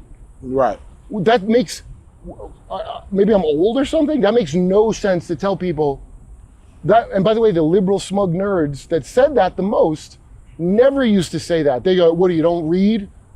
Oh, you don't like to read, right? Right. But all of a sudden they go, no, you're too stupid to read. Listen, I got a high IQ, dude. I think I'm allowed to read shit. Okay? By any measure of eugenics, I should be allowed to read. So I'm watching it, and I'm watching people that are smart saying it, and it's because they're all consensus cows. They're all just cattle. They all love the TED talk of, remember Temple Grandin, that bitch with the bolo tie that knew how to talk to cows because she's autistic? Right. That's what they want. And that's what we got. We got 1 in 32 autistic motherfuckers. That's the future. Every movie, they're like, that's the Do you next think there's really more autistic people, or they just weren't able to really test for it back then? I used to fucking smugly joke that they didn't know how to test for it. In fact, at the roast of Donald Trump that I did warm up for, I did that joke about Jenny McCarthy, you know, her son, because the vaccines are, and I was like, they just didn't know how to test for it. Like her son's just half Canadian and they don't know how to, it looks like autism. Yeah, but it's totally wrong. Right. She was right, not me. And then I had a joke, they didn't know how to test for it. Usually just throw dodgeballs at them kids. I mean, because I be thinking, like, I don't really remember anybody that I... RFK said the best thing that is a great point. First of all, autistic. So when Rain Man came out with Tom Cruise and Dustin Hoffman, nobody knew what the fuck autistic was. Right. And they in the movie, he goes, what is artistic? That's what everybody thought when they first heard it. I remember when they launched autism, basically. Yeah. So but we all knew, like, when I was in high it was school, people in helmets and shit. And RFK said, when I was young, you didn't see nobody who was 80 that had a helmet and they can't take any light or sound. That wasn't a thing. But we all knew weird people growing up. There wasn't nobody like that. Smart-hearted, they didn't have smart-hearted. They had I remember this one kid, I can't remember his last name, but his name was Matt. And he was shorter than the rest of us, and he was smart-hearted. He couldn't do a lot, but that motherfucker could draw a picture. Yeah, that's me. I was smart-hearted, but I don't think I'm autistic. In the 5th grade. Like whatever noises I was sensitive to, I just had to fucking take it, and it's better for you to do that. But severe autism is like a whole different thing. Right. Okay? And then you got Asperger's. These are all just labels, dude. They're all just labels, and then figure in. Do you think Tourette's is bullshit? No. Social contagion of like, oh, I'm probably autistic too. And that's on purpose. It's not an accident. The movies that I just watched The Accountant 2 with Ben Affleck. Right. You ever see The Accountant, the first one? Yes. It was not bad. But now when I watch the first one, I'm disturbed by it. Because the shit in there is like shit out of MK Monarch, 100%. But they're taking out all the gay involved. And then they're making it out like they did in that Predator movie with John Mulaney's wife in it. With fucking, who's that black guy? He was actually good. He was great actually in that movie as a bad guy. The black guy with like, he has like kind of Beetlejuice eyes. He's a fucking good actor. Don Cheadle? No. Fuck. Hold on, let's see. Cast look list. it up. Look, cast list from The You'll Accountant. know when you see him. He's a dude, you're like, he looks like a normal Beetlejuice. But he was fucking great as like a shitty guy. Because they point out, and it was written by the guy with glasses from the first Predator. So you would think it would be good, right? Trevante Rhodes. I want to see him now. Look up he's a guy you see in a lot of shit. Olivia Munn's that fucking Mulaney's wife. Anyway, Trevante it's called Rhodes. The Predator. And it's all these people you know who they are, you don't know their fucking name kind of people. Oh, yeah. He's got like Beetlejuice eyes. Yeah, Trevante. yeah. He was in... I didn't know his name ever, actually. He was in Moonlight, Bird Box, The Predator from 2018. Well, he's fucking great in Predator from 2018. I give it to him. But it's not, none of the actors are like bad. It's just a stupid script. But the main thing is, the main guy, he sent his son a Predator helmet that he found in Vietnam, and his son is autistic. Okay? Mm. And the son puts it on and causes mayhem because he's a fucking smartard. And the Predator is like, wants to face this warrior. He names the warrior, and you think it's the dad. Yeah. But it's actually his autistic son is the warrior of the future. Which, like, what? His son's a furry of the future. That's all his son's gonna be. His son's gonna be a diaper furry, half a pound, whose sexual fantasy is like to be eaten by a Pikachu and shit out. That's what they're into. You know that? I didn't. Yeah, nobody knows, but it's fucked. Did you get a fish? No, I wish. They've been marketing autism as the next level of human evolution. That's what they say. Okay. But for evolution, don't you need to accomplish something? What would be accomplishing? Oh, it accomplished a lot. You think like a cow. The best thing for society, consensus, right? Then I can program your fucking sexuality with Roblox, right? You take every drug you love every product, and you take every pharmaceutical I tell you to take. Yeah. Right? You love, if I fuck up Star Wars for fucking 10 years straight, you're gonna cry with joy when you see the preview. Dude, that's the most compartmentalized human being. It's like you're a one-man intel operation where you just focus on one thing. Yeah. My job is trains, and I look at the trains, right? And you just look at that, and because you're smart-hearted, you're smug. Yeah. So you're like, oh, well, you're not an authority. You don't know what you're saying. That's what they're saying. And it's not just, look, there's a bunch of autistic people that I love that are enraged at this. Like, it does backfire, but they did this to people. Anybody that's like they're a gender clown, yo, they did this to them. This has been a plan for a while. It's not a fucking accident. It's not just like, oh, people are greedy. No, I know, that's how they get them to do what they want. But you're fucking if you think this wasn't, they hate you. They hate you. The people above you, I don't even know who they are. You don't get to know. You don't get to know who's in charge. It ain't the fucking president, dipshits. So who do you think is in charge? Interdimensional trillionaires that transhumaned and now they can't trans back. And yes, I'm gonna make t-shirts of that. And yes, interdimensional trillionaires, mine. I'm copywriting it right here on the David Lucas Show. How do you become an interdimensional trillionaire? Sexual vampirism. You just learn the secret Freemason 33rd degree knowledge. A hole's a hole. A hole's a hole. I just got to plug in my iPhone and charge that shit up. You know? And the younger a person is, and the more that you shouldn't do that because that's fucking... They're impressionable.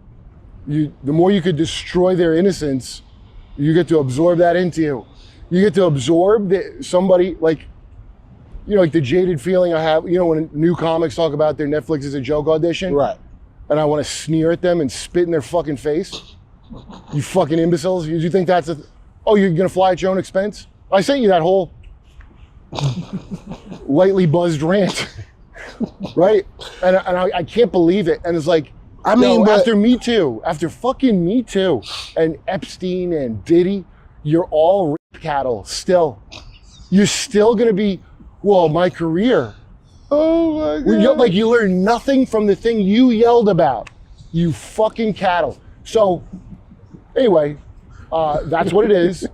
That's why they can't do disclosure, because for some reason that I wouldn't come up with, right.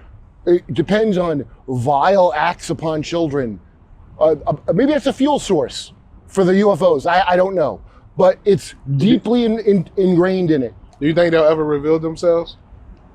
I think they will be revealed. Shapeshifters. Okay. I don't know how much of that's literal and how much is a metaphor, honestly. Right. But it don't matter. It's all the same. Could a shapeshifter be I'll a tell you, trans here's person? what I think will happen. I can't remember the name. You gotta look it up. Sorry, but it's in Germany in like 1500s. Mm-hmm. They had like their own French Revolution, where all the peasants were killing the nobles. Okay, and there was this guy. It's so insane, this story. I wish I could remember the name. The famous serial killer. He fell in with a group of shepherds gone bad. The name Shepherds Gone Bad. That's not what they were called, but that's what they had been, shepherds who were like fucking dark German chocolate black magic. The darkest shit you could imagine. Like eating a fetus out of a pregnant woman while she's... Yeah, look, this stuff, the way to keep a secret is to put it in shit no one wants to talk about, like that I don't want to say, you don't want to hear. You see the genius of that? Using shame and fear as a safe for your secrets? So they went on a rampage, and this guy, supposedly, you know, now the legend of him was he could turn into a toad or a signpost. Like, he's Predator. He can blend in. You know, if you look at the themes, it's like a Predator. And one day he's in some fucking community schwitz bathhouse, and all the peasants just recognize him. Okay, they all recognize him. This motherfucker, I'm sure, if you read what these people are into, thought he was invisible, and he had been. Right, his identity, he had been caught and escaped, and he was like dude, it's crazy the shit this guy did. Okay, it's stuff that you only hear about in Pizzagate. Okay, so all the peasants just recognized him. For some reason, his invisibility, whatever he had, and it might have been just psychological, and he just got so arrogant from getting away with it. One day everybody just saw it. That's what's happening right now to these motherfuckers. Yeah. And that's why they're scrambling to pass new laws and ways to spy on you. But you should already have figured out when you see these hey, there's all these secret Muslim terrorists snuck in. All this shit they say of all these people that snuck in and they could do this and that. You've been spying on everybody for 20 years, motherfucker. You didn't catch that? Right. Nobody has jerked off camera in 20 years in this country. You stupid fucks. You're all OnlyFans girls, except those whores get paid. And you're just fucking a dip. Imagine judging an OnlyFans bitch and you're jerking off and only like lizard people watch it. You stupid fucks. And then if you talk about it, they get autistic and they don't want to talk about it. They want to talk about hating some other low-level autistic. Right, right. So there's your scam. That's why the pyramid's a thing that takes generations to build. The system of control. Right. I fucking hate pyramids, dude. That's your slavery right there. That's what that symbol. That's why if FDR put it on the fucking money. That's what it is. That's what a pyramid scheme is. They make a mental fucking, and you just don't do research. Focus on stay in your lane, motherfucker. Stay in your lane. Yeah. What's cultural appropriation and all that bullshit? Right. That's not your lane. That's my lane. Oh, we're divvying up the cultural, superficial bullshit, and we're gonna, read Transformation of America by Kathy O'Brien, trans spelled with a C. And 30 years ago, she testified in front of Congress about what they were planning to do, and they already did it. Don't worry about, the brain chip. They did it all. You can't see it? They did it. What's that movie with Stallone where he's the deaf cop and De Niro's in it? Copland. You blew it! Something hit it. That's you, motherfucker. You blew it, you deaf motherfucker. So now I'm just here to make fun of you. Yeah. I mean, so before I ask that, one of my favorite stories you ever told me was about the I don't know how long ago it was, about the queen who had acquired the dude, I forgot. I got it. Yeah, that used to do tricks. Yeah, and then the end trick. They used to collect and shit back in the day. And then she would make him into a sandwich. No. What was it? Okay, he was owned by some other. So there's like famous people with deformities that were just owned by royalty. Not like owned, it was actually a good life. It was better than their life of being think of Beetlejuice was a Howard Stern show attraction. Right. It's just that. It's the same as Howard Stern show. That's why Howard had Louis XIV wig, Anyway, what's his name? He was like the Queen's dwarf, he was called.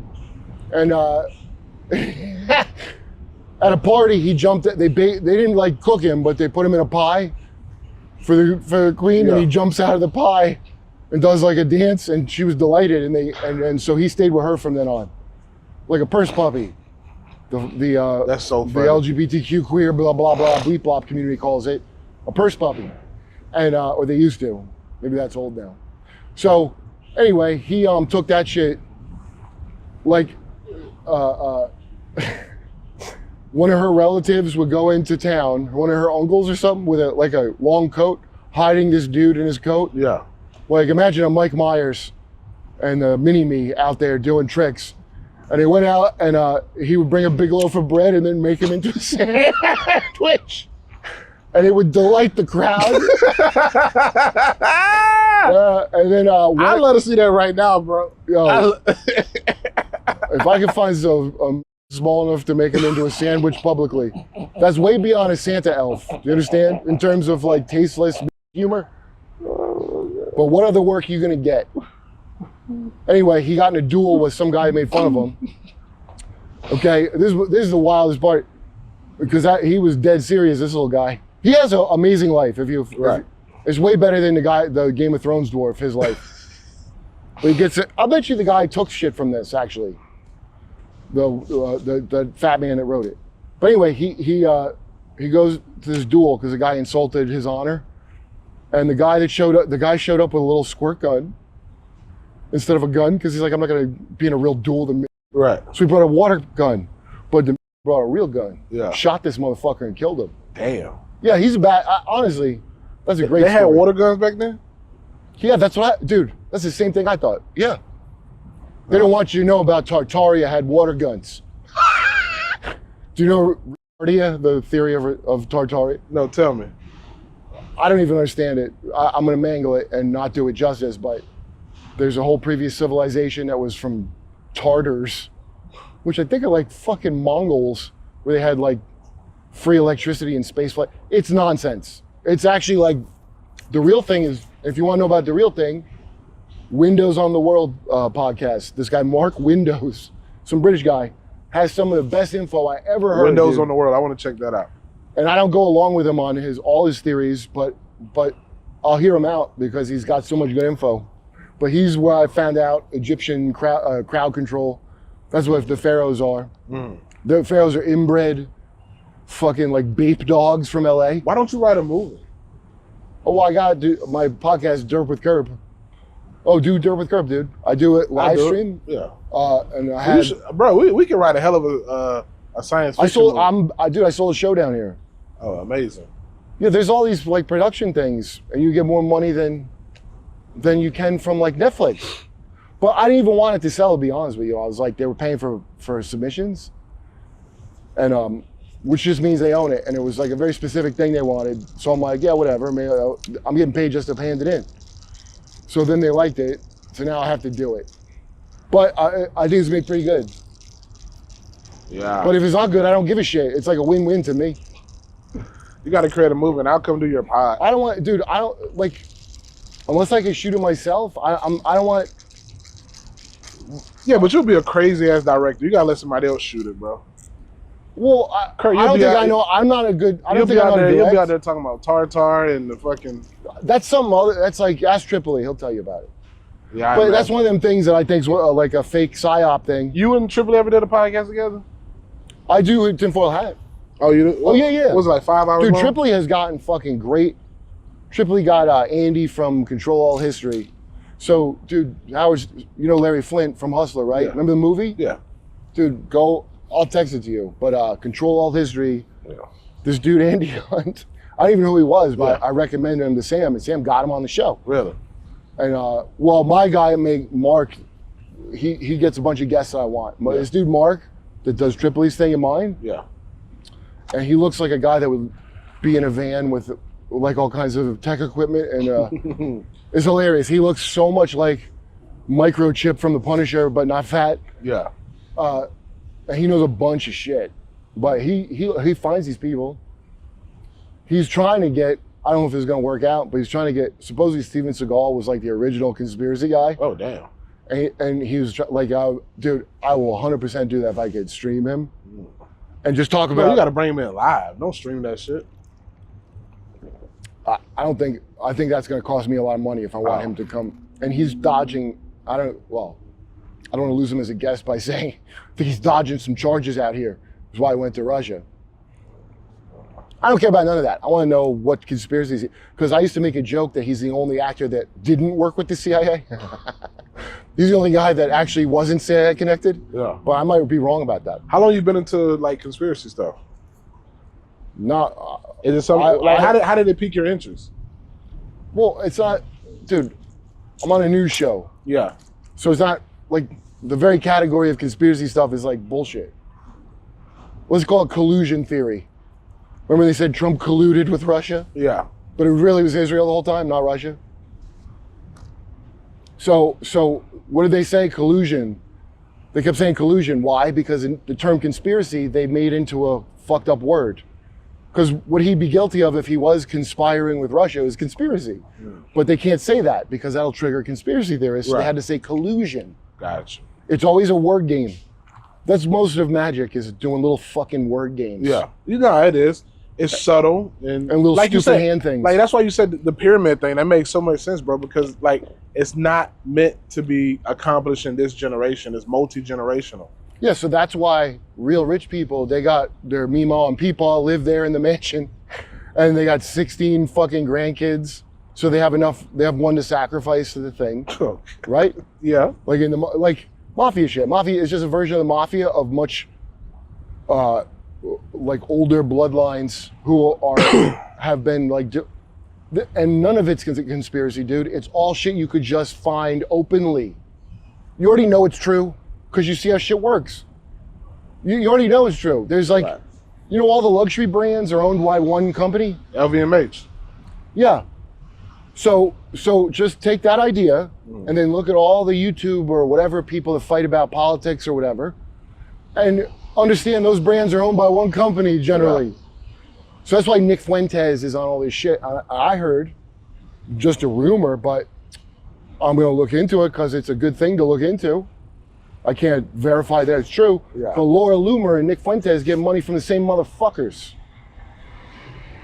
Okay, the other thing I'm looking into, but the dude from Kiwi Farms tells me that he thinks honestly it's not this, and he has a lot of good info. But Laura Loomer was Larry Loomer. Laura Loomer's trans and used to be Larry Loomer, and there's pictures that are funny as shit. Send them to me. Yeah, I think I tweeted them at her. But I want to see you on some strong liquor, not that fucking White Claw shit. Do some. No, I don't like. I don't want it. I just want a very specific amount of alcohol and no more than that. Yeah. Like I don't want. During my birthday, we went to eat, and Mike Malice went, and I got wine. Mike Malice. You know Michael Malice? Yeah. And anyway, I got like 2 wines, and I was fucking shit hammered. Yeah, wine gets me fucked up, bro. Yeah, well, it's like double the alcohol of White Claw. Yeah. I don't want to drink like that. I just want like the little amount. You know what I mean? I understand people drink a lot still. Like drink like really strong shit a lot. I don't get that. Like how you don't have Coke? How do you do that with no fucking? I'm a sipper. When I used to drink like, oh, I thought you got some. When I used to drink strong shit, it was because I would do blow. So you spend the whole night trying to even out, you know? Yeah. Like the old lady that swallowed a spider to catch the fly. Yeah. I appreciate you coming, bro. When can we expect to see the movie? I don't know what they're, but the company is the one that makes Dad Saves the World podcast. Okay.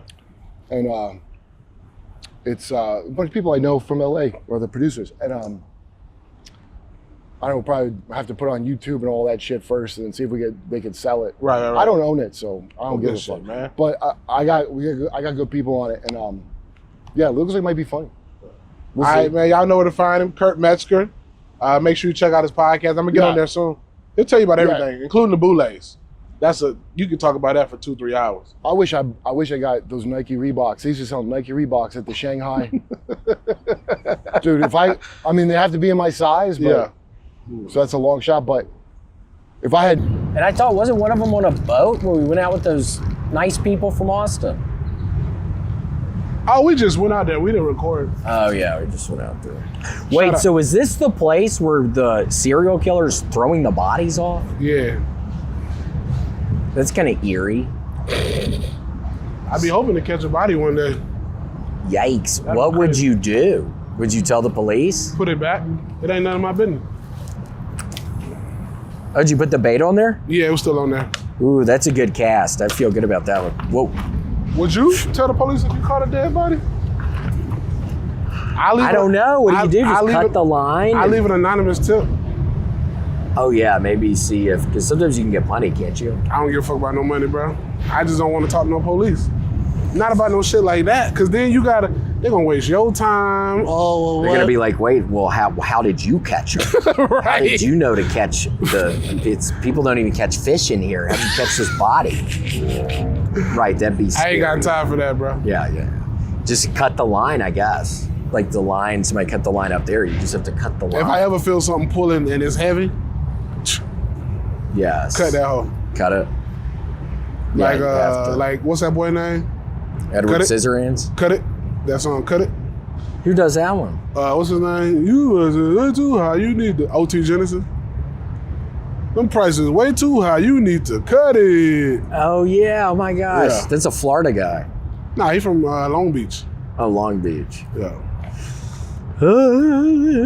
Yeah, bro. Yeah, he's a good one. He seems good. I like that song. I'm glad we get to do the Great Outdoor Comedy Festival together. I hope they bring us back next year. I know. Oh my gosh, it I was want such to a do pleasure. all 10 cities. Yeah. Oh, that was so fun. Yeah. I was always very nervous before the. Oh, what is it? Fish? No. I thought you Why were were about you to nervous? grab one of those poles. Why were you nervous? Oh, just because of all the people. There's a bunch of people there. Yeah, what would we do, like 12, 15,000? I don't know. I think it depended on the place. But yeah, I would be smoking and then finally poke my head out through the gate and just think, damn, this is too many people. I got to tell Tony I can't do it anymore. Yeah, bro. And then Tony has to do an hour in front of all those people. He's doing an hour. Yeah, no, it's a lot of people. Fucking lot. Yeah, my gosh, but it was so much fun. And then that one place where we were, it didn't get dark until 11 p.m. Where was that? Which Nova I Scotia? loved. Was that Nova Edmonton. Scotia? Edmonton. Edmonton. Yeah, it was weird. Yeah, I loved Didn't it. you stay in the castle with me? Yeah, I stayed in. That castle hotel? Yeah, I stayed on Tony's couch. Oh, yeah, that's right. But you stayed at the castle. Yep. Yeah. I was gonna stay with Hans, and then he forgot the freaking passport That boy. in the Denver airport. Yeah, I felt so bad, but I was like, I'm so sorry, Dad. And then I just got on the plane. Yeah. I was just like, oh my gosh, Mm-mm. damn. Have you ever forgotten your passport? Nah, I just leave it in my bag. No, cool. I travel with my backpack everywhere. I just leave it in my bag. The one. So what do you do? A carry-on only, or do you do under the plane? Well, for Canada, I did carry on only. Oh, that's where we got stopped. Yeah, that where we got stopped? Yes, that was horrible. Whoa, what is that? That's a big old bird. Like an osprey Ooh, that was cool.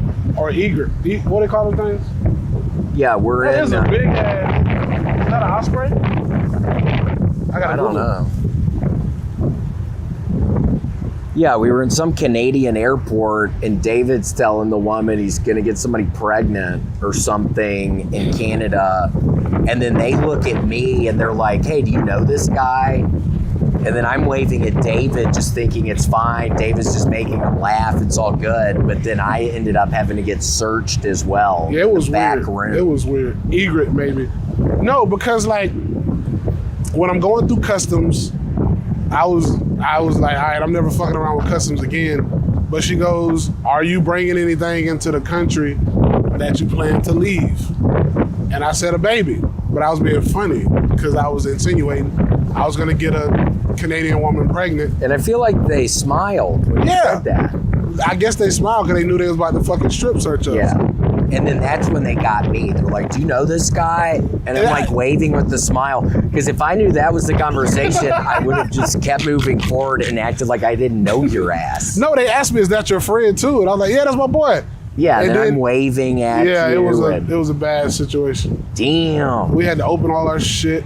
Yeah, I had 3 baseball gloves. They're like, you want to explain this? I was like, I was just down in Florida. One of them's my dad's. One of them is my brother's. They're What the like, fuck oh, do we they- don't play baseball in Canada. What I was did they like, think you would do with a fucking baseball glove? I don't know. Yeah, they interrogated my ass for 10 minutes about the baseball gloves.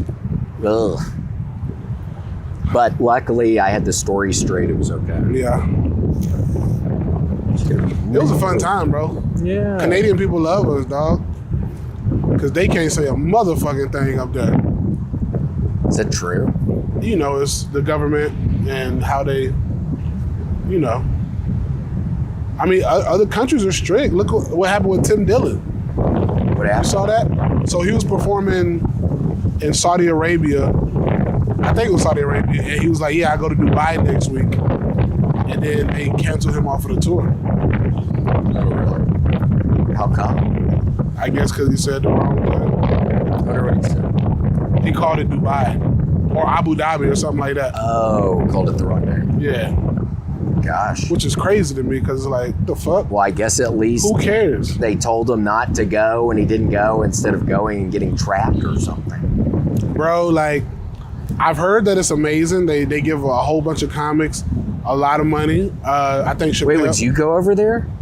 If they ever asked you, would you go over to the Middle East? You'd have to be careful because your ass would be roasting people. I mean, you would have to be very careful. What if you roasted some prince or something? Well, if they book me, hopefully they know what I'm about. Yeah. So they'd be cool with, they know what's up. Santino's going, Jimmy Carr. Cool. Yeah, it's like Kim Jong-un, didn't like Dennis Rodman and a couple other people used to be able to go to North Korea, and that's like a real closed off nation. But That shit fire though. But I'm sure maybe it's kind of fun if the main dude loves you. I mean, but that would make me scared. Yeah, because Like, it can change his mind once you're over there. Like, if my agent told me, like, oh, Kim Jong-un wants to pay you $1 million to come over, I'd be like, well, I gotta be wired before I get on the goddamn plane. So that if anything happens. Because what if he was like, Right. hold on, stay a little longer? Like, what if he really liked you or something? He's like, please don't go. Ugh. If he gave me a palace Would you stay in North Korea if you got a palace? for a year, Yeah, oh my gosh. Yeah, I think a year is a fun amount of time you could as do. long as I can bring my kids. Yeah, you can bring your children Yeah. and just have a good time in the palace in North Korea. Oh, And imagine, like, not saying that it's, I mean, we don't know shit about that place. You know what I'm saying? Kind of like, we know what they tell us. We don't know. It could be great. It could be propaganda. It's kind of like when I go overseas, like we go to London, they're like, oh, you guys are violent. And it's like, because they come to America and they think if you just walk down the street, you're just gonna get busted in the back of the head. And it's like, some places may be bad. well, I mean, those people are about to get busted in the back of the head because they're going to make the fish leave. What are they doing? Is she naked? They're Asians. Is she naked? Under that thing, it looked like it, huh? She's naked. Is she naked? I think so. Is she naked? She is. She's naked. She ain't got no top on, huh? Hello? Is she naked? Hey. No top, just a life jacket, right? Here, what can you do to make her like stand up? No, don't say anything. So what happens if they fall in the water? It looks like you could fall in the water real easily. Is the Yes. water safe enough if you just fall in it? I wouldn't want to fall in this shit, all them vines. Oh, because it could trap you. Yeah, trap your ass. I want to fall out there. Because then it'd be safer. You ever fell off a fucking jet ski? Yeah, it's been 30 years. Them shits is hard to get back on. Yeah. God damn. And sometimes they have the horrible videos of some idiot who does it in some other country just slamming into somebody else because they don't know how to drive the things. And then they just slam into somebody else. Yikes. You couldn't pay me to get on one of those things. Or a parasail. I saw this one video, some dude, some poor old dude in some other country, and the line ends up falling because they didn't strap him in good enough. Oh. That'd be put a real damper on everybody's vacation. Yeah, when I go to foreign countries, I don't do all that shit, bro. I stick to the ground because they don't got the same like safety precautions we got over here. Yeah. Yeah, I've never been. I'd love to go. I've only ever been to Like, Canada. you ever seen them things when people go to other countries and they swing off of the cliff? Ooh. I'm good. Like a zip line? Have you ever done a zip line? In Vegas. Where they have the two pieces? Vegas. You like that? Yeah, it was all right. Yeah, it's kind of fun. It's kind of like you're flying through the air. I felt safe. Yeah, it's kind of like you're flying through the air. I remember when we went to the Stratosphere, the girl I was dating at the time, she had bet me like $200 I wouldn't jump off of the thing. And I went up there and then she's like, no, I don't want you to do it. And I'm like, bitch. That was that was messed up. She didn't think I was gonna do it. So you were gonna do it. Oh shit, What? my cork gone. Oh, something eating it. Huh? Something eating it. Get it. Where's yours? That's Okay, what- I see both of them now. I only saw See, one look, for the you longest. see it going down? Huh? One of them's going down. Unless if that's you doing it. Oh. Oh.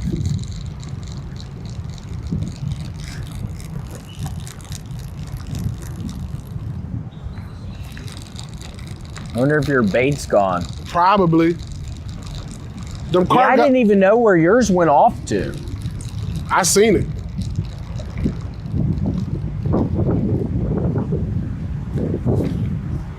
Bait gone. Really? Yep. What if you threw it right in there? I think it's too shallow. Maybe. Bait gone, dog. What the Asian girl do? Oh, it's 3 of them now. They keep fucking multiplying. What? Yeah, look at it. I hope they have sunscreen. Where's Redban? Call Redban. That's his. We gotta tell them there's hooks everywhere around here. I'm about to try to hit one of their ass as soon as they come this way. Should I try to hit them? Yeah, try to hit them. No! Why? Don't try to hit them. It's gonna make one of them fall off. Don't. Oh no, oh no. David, they're gonna run into it. Oh gosh, this is bad. Why'd you do this? Oh no. What's up, bitch? What's up? What the third one at? Oh, they went over it. Okay. Whoa, no. Oh, Snagged her. they got it. Snagged her. Stupid ass bitch. Stupid Oh ass. yeah, it's good, isn't it? Okay.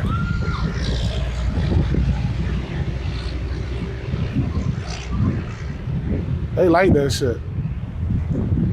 They're going with the flow right there. That looks fun. They enjoying themselves. Yeah, they're having a good time. Almost caught her.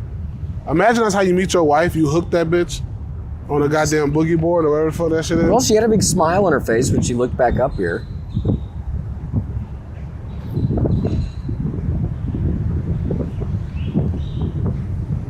Yeah, they're going somewhere. Who are you texting? D's? Oh, really? Yeah. What are y'all talking about? No, the other D's. Huh? The D's nuts. Oh. I always fall for that. Oh my gosh, I watch a lot of Judge Millie on People's Court.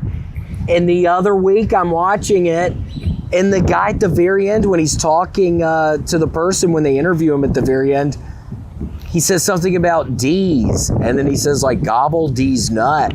Oh, oh my gosh, it was the funniest post